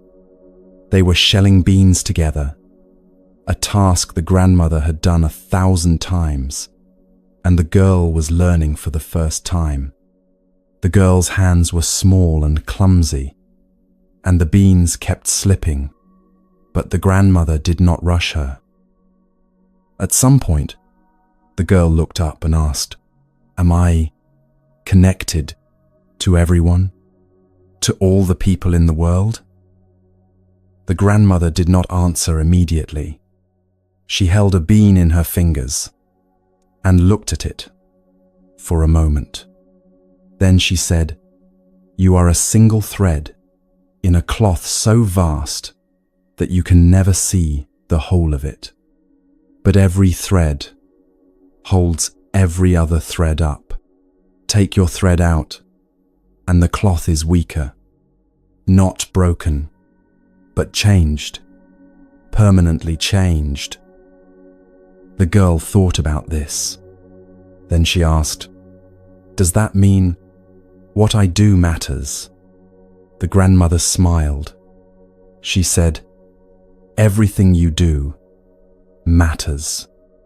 Not because the world is watching, because the cloth feels it." This is a teaching that can feel heavy if you hold it the wrong way. If you take it as a burden, everything I do has consequences. I must be careful. I must get it right. It becomes another source of pressure, another reason to feel anxious about your place in the world. But that is not how the Buddha meant it. He meant it the other way, not as a weight to carry, as a reason to pay attention. Because if everything is connected, if your life is woven into the lives of everyone around you, then every small act of kindness you do is not small at all. It moves through the cloth. It reaches threads you will never see. And every moment of awareness you bring to your own life, every time you notice what is happening inside you, and choose not to act from blindness, that too moves outward, quietly, without announcement. But really, the gardener in Karnataka understood this. He did not tend his garden because he expected gratitude from the mango trees. He tended it because he had seen, over 30 years of watching, that his care and the garden's growth were not two separate things. They were one thing, moving together. His hands in the soil were part of the same web as the rain and the roots and the insects. He was not outside the garden, doing something to it. He was inside it, part of its becoming. The grandmother knew this too, in the way she taught the girl to shell beans. She did not rush. She did not correct harshly, because she understood that the girl's learning was not separate from her own patience. The girl's hands finding their rhythm was connected to the grandmother's steady presence beside her.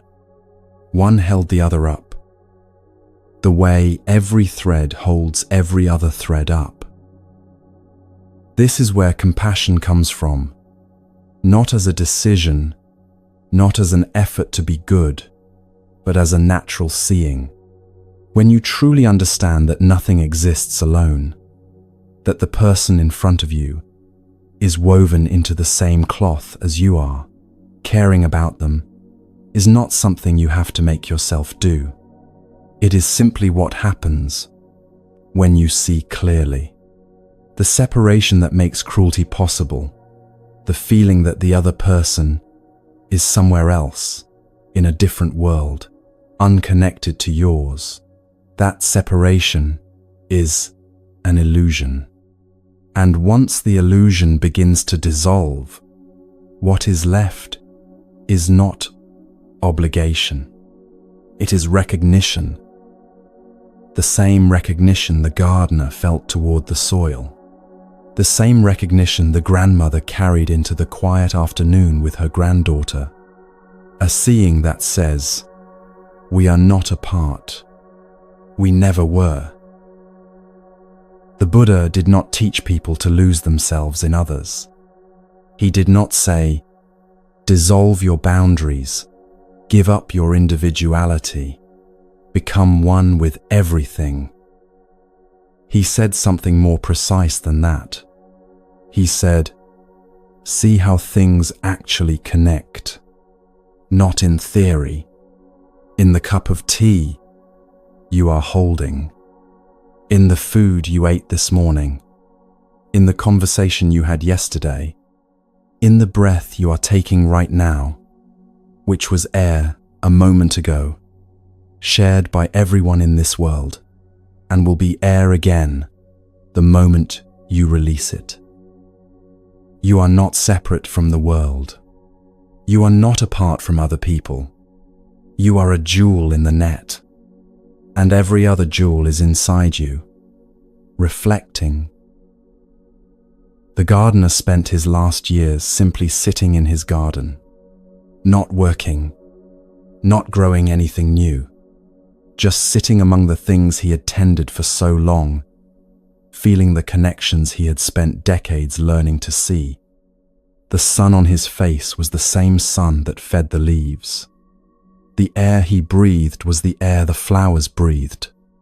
He was not separate from any of it. He had never been. He had simply taken 30 years to notice.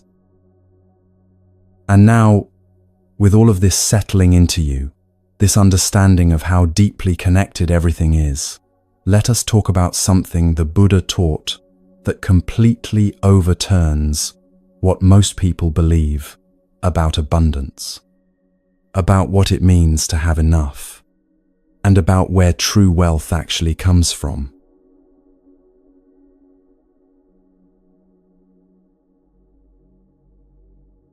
We live in a world that has one answer to every problem. The answer is more. More money, more success, more things, more comfort, more of whatever it is you do not yet have.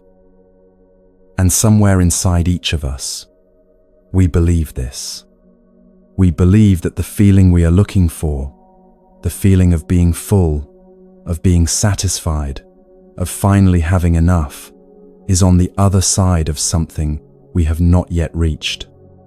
It is waiting for us at a certain point, and once we get there, we will feel it. The Buddha looked at this belief and saw it for what it was: a trap. Not because wanting is wrong, but because the trap works in a very specific way. You want something, you get it. For a short time, sometimes very short, you feel good. And then the feeling fades, and you want something else, something more, and the cycle begins again. The wanting never ends. Not because you are greedy, not because something is wrong with you, because the wanting itself is the thing that is driving, and it does not stop when it gets what it asked for. It simply asks for something new. There was a king in ancient India who ruled over a large territory. He was not a cruel king. He was generous to his people. He built temples. He funded festivals. He surrounded himself with beautiful things: art, music, fine food, silk, gold. And none of it filled him. He could feel, beneath all the comfort and the richness, a hollow space that nothing he owned could touch. He had been trying to fill it for decades. Each time he acquired something new, a new building, a new piece of land, a new pleasure, the hollow space remained exactly where it was. He heard that there was a monk living in the forest at the edge of his territory, a man who owned nothing at all, no roof, no possessions beyond a single cloth to wear. He ate once a day, whatever was offered to him, and he slept on the ground. The king was curious and, if he was honest, slightly irritated. How could a man with nothing be at peace when a man with everything could not? He rode out to the forest to ask. He found the monk sitting beneath a tree, watching a stream. The king sat down across from him, awkwardly, because kings do not usually sit on the ground. He told the monk about his life, about everything he had, about the emptiness that would not leave. And then he asked, "How do you have so much peace with so little?" The monk looked at him quietly for a moment. Then he said, "How do you have so little peace with so much?" The king did not have an answer. The monk did not press him for one. He simply said, "The peace you are looking for is not something you can acquire. You cannot buy it. You cannot build it. You cannot earn it. It is already here. It has been here the entire time. But the wanting, the constant reaching for the next thing, makes so much noise inside you that you cannot feel it." The king sat with this for a long time. The stream moved past them. A bird landed nearby and picked at the ground.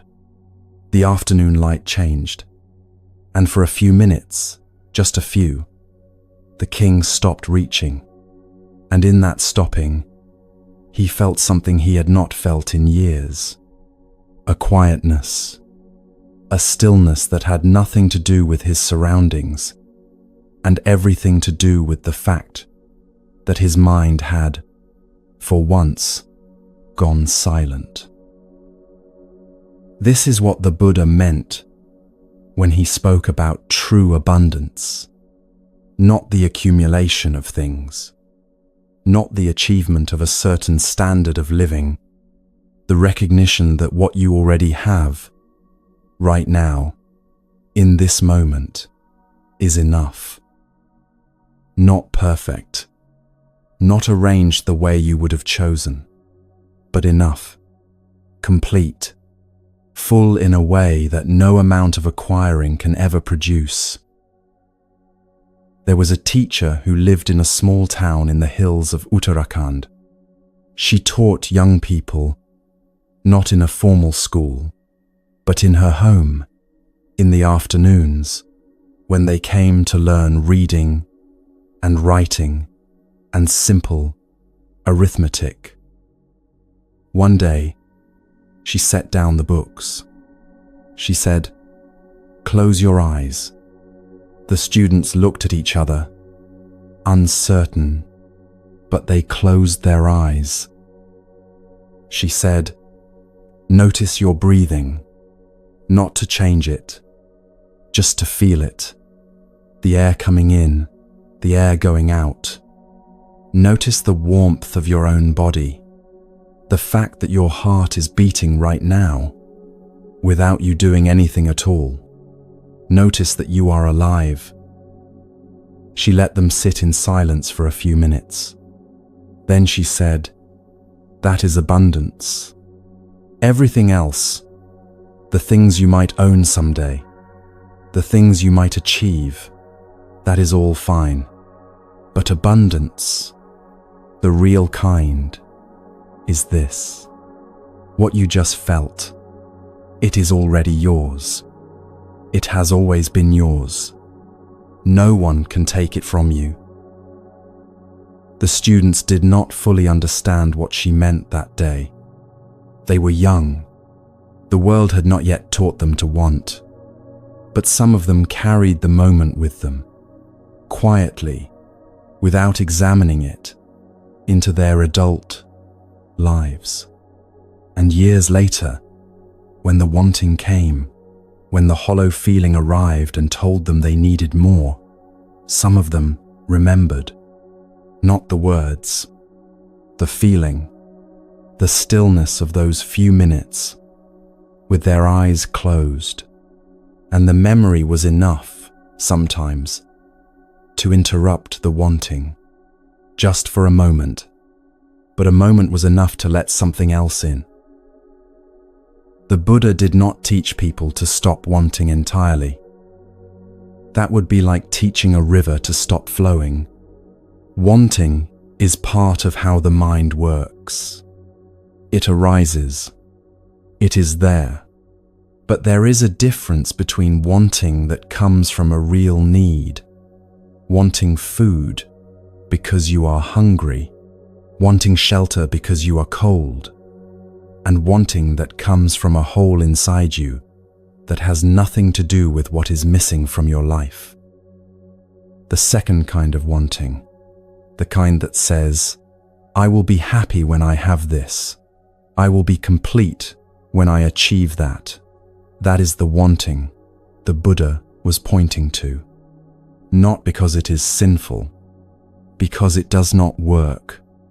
It promises something it cannot deliver. And the person who keeps chasing it spends their life running toward a horizon that moves every time they get closer. The king went back to his palace after that afternoon in the forest. He did not give away his wealth.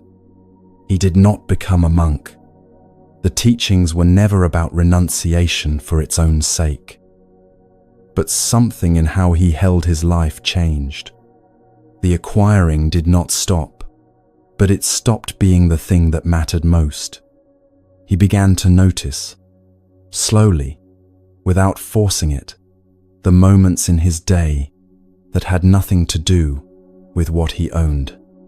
The taste of water after a long ride, the sound of rain on the palace roof at night, the warmth of his grandchild's hand in his. These things had always been there. He had simply been too busy reaching for the next thing to feel them. This is the quiet revolution the Buddha was describing, not the end of desire, the end of believing that desire is the only path to fullness. You can still act. You can still create. You can still work toward things that matter to you. But when the foundation beneath all of that is fullness, when you already feel complete, even before the wanting is satisfied, the action changes. It becomes lighter, less desperate, less like running towards something, and more like moving through your life with your eyes open. The teacher in Uttarakhand lived a simple life. She did not have much by the world's standards, but she was never described by the people who knew her as someone who was lacking. She was described as someone who was full, not full of things, full of presence, full of attention, the kind of fullness that does not come from outside, the kind that was there all along, waiting to be noticed. The hole that the wanting tries to fill, the one the king felt in the middle of all his wealth, was never really a hole. It was a silence, a quiet space that existed beneath the noise of constantly reaching for more. And that silence was not empty. It was full of everything that was already there. The breath, the warmth, the aliveness of being a person in a world. The wanting covered it, like noise covering music. Stop the noise, and the music is still playing. It never stopped. And this brings us to the final teaching in this journey, the one that holds everything else together, the one that the Buddha returned to again and again, because it is the heart of everything he taught. And it is the one that, when you truly feel it, not just understand it, but feel it, changes the way you move through the rest of your life.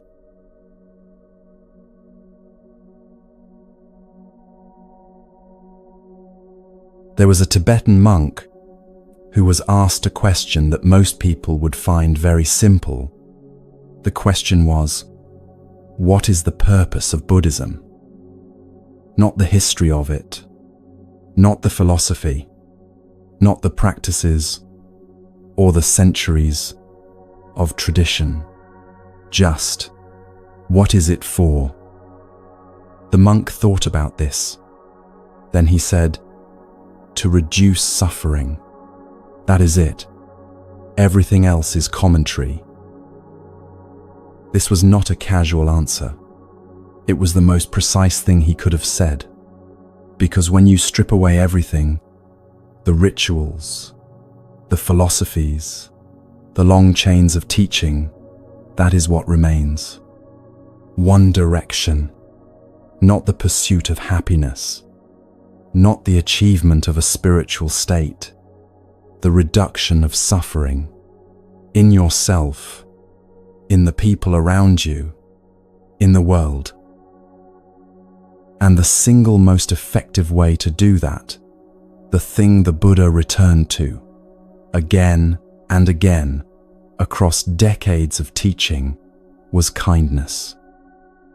Not kindness as sweetness, not kindness as being agreeable, not the kind of kindness that smiles and avoids conflict.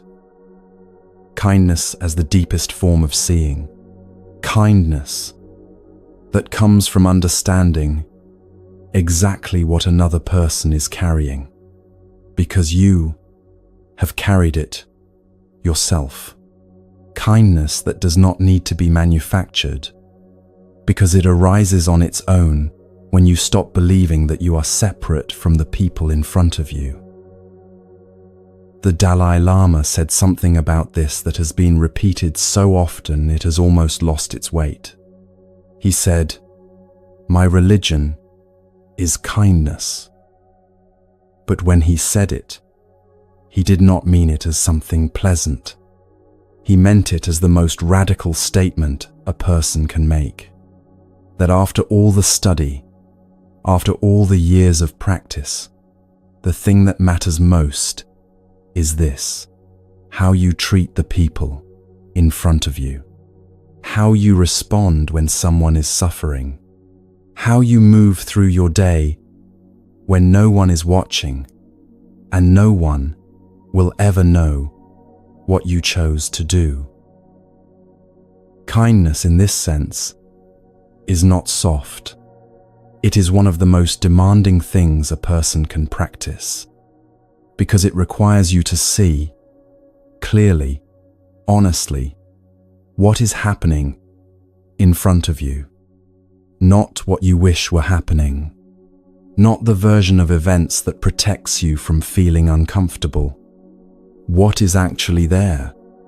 The other person's pain, the reason behind their words, the way their struggle connects to yours. Most people find it easier to judge. Judgment is fast. It takes a second. Seeing takes longer. It takes the willingness to stay with something uncomfortable until it shows you what it is. There was a village in the hills of Himachal Pradesh where two families had been in conflict for years. Not a violent conflict, the quiet, grinding kind. Disputes about land, words spoken at gatherings that left marks.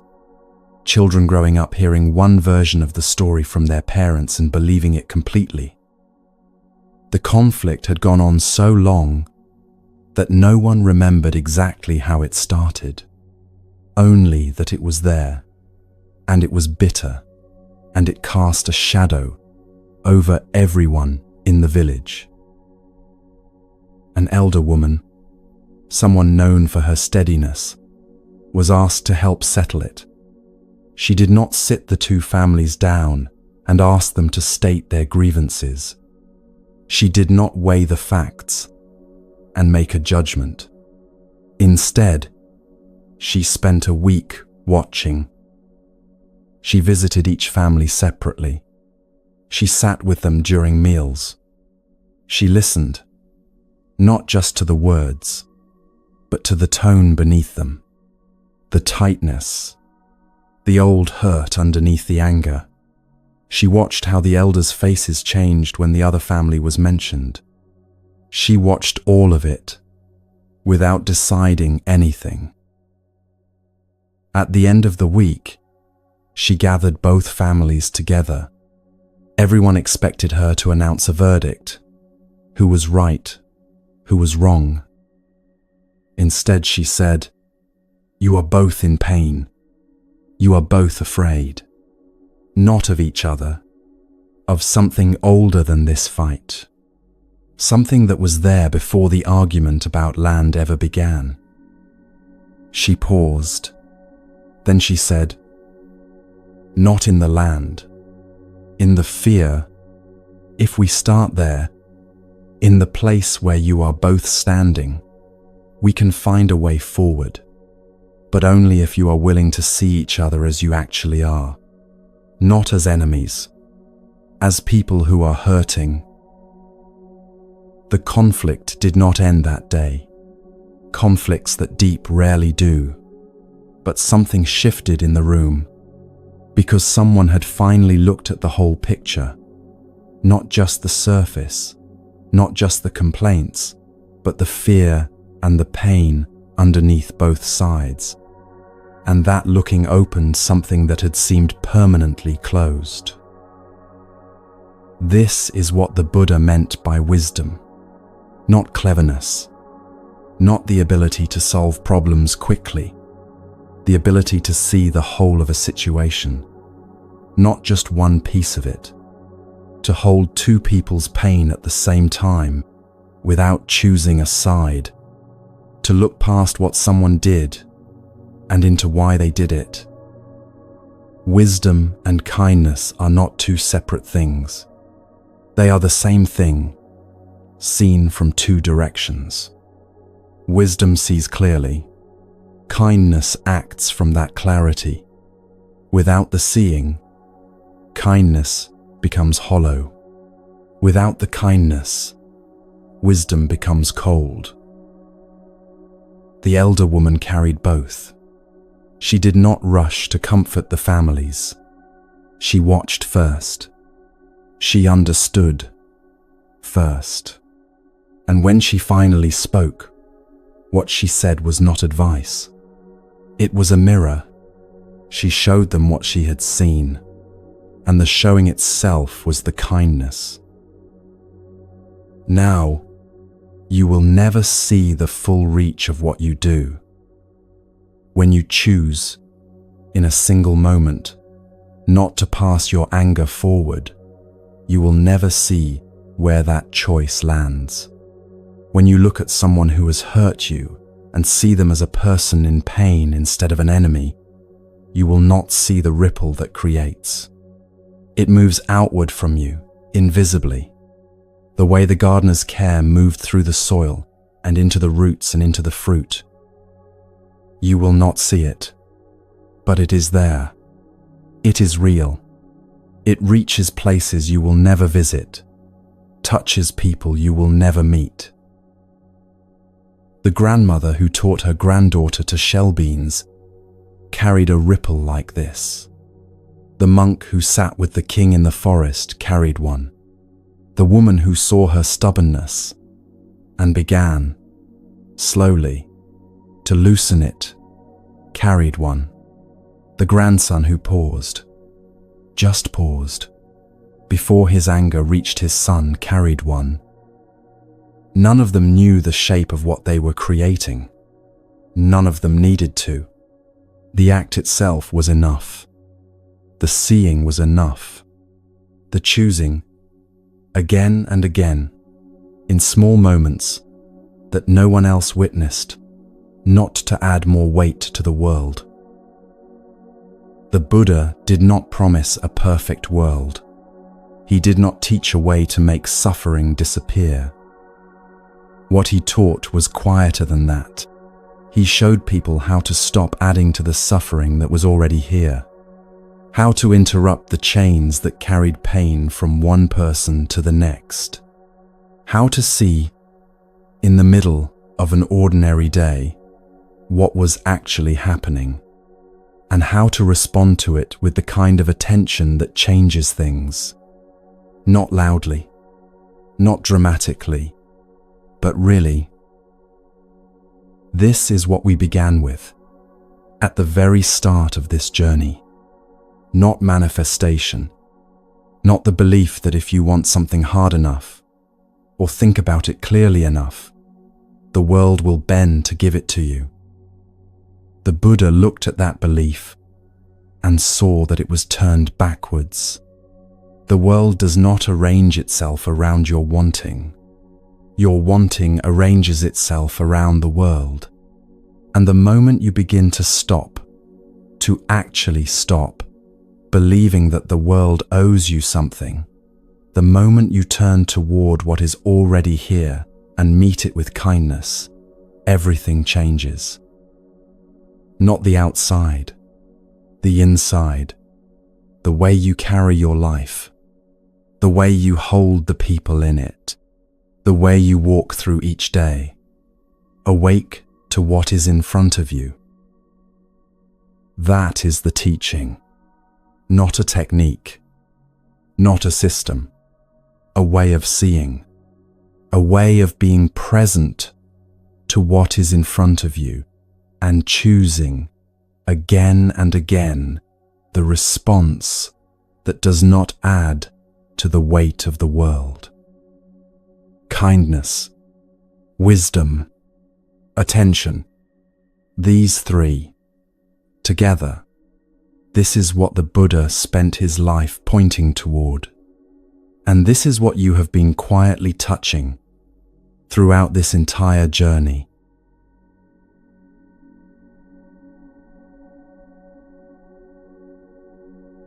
You do not need to hold on to anything you heard today. Not tightly, not as something you must remember perfectly or practice correctly. Just feel where you are right now, the weight of your body, the breath moving in and out, the sounds around you, whatever they are. This is where everything began, and this is where it returns. Not once, again and again, every time you forget, And you will forget, because forgetting is part of being human. You come back here, to this breath, to this moment, to the quiet that was underneath everything the whole time. That is not failure. That is the practice. Wherever you are in the world tonight, whatever city, whatever room, whatever part of your life you are carrying, thank you for spending this time here, for sitting with these teachings, for being willing to look. You are not alone in this. Others are listening too, seeking the same quiet, trying in the same imperfect way. The Buddha said, "Be your own refuge. Be your own shelter." The light you are looking for is not somewhere else. It is here. It has always been here. Take care of your heart.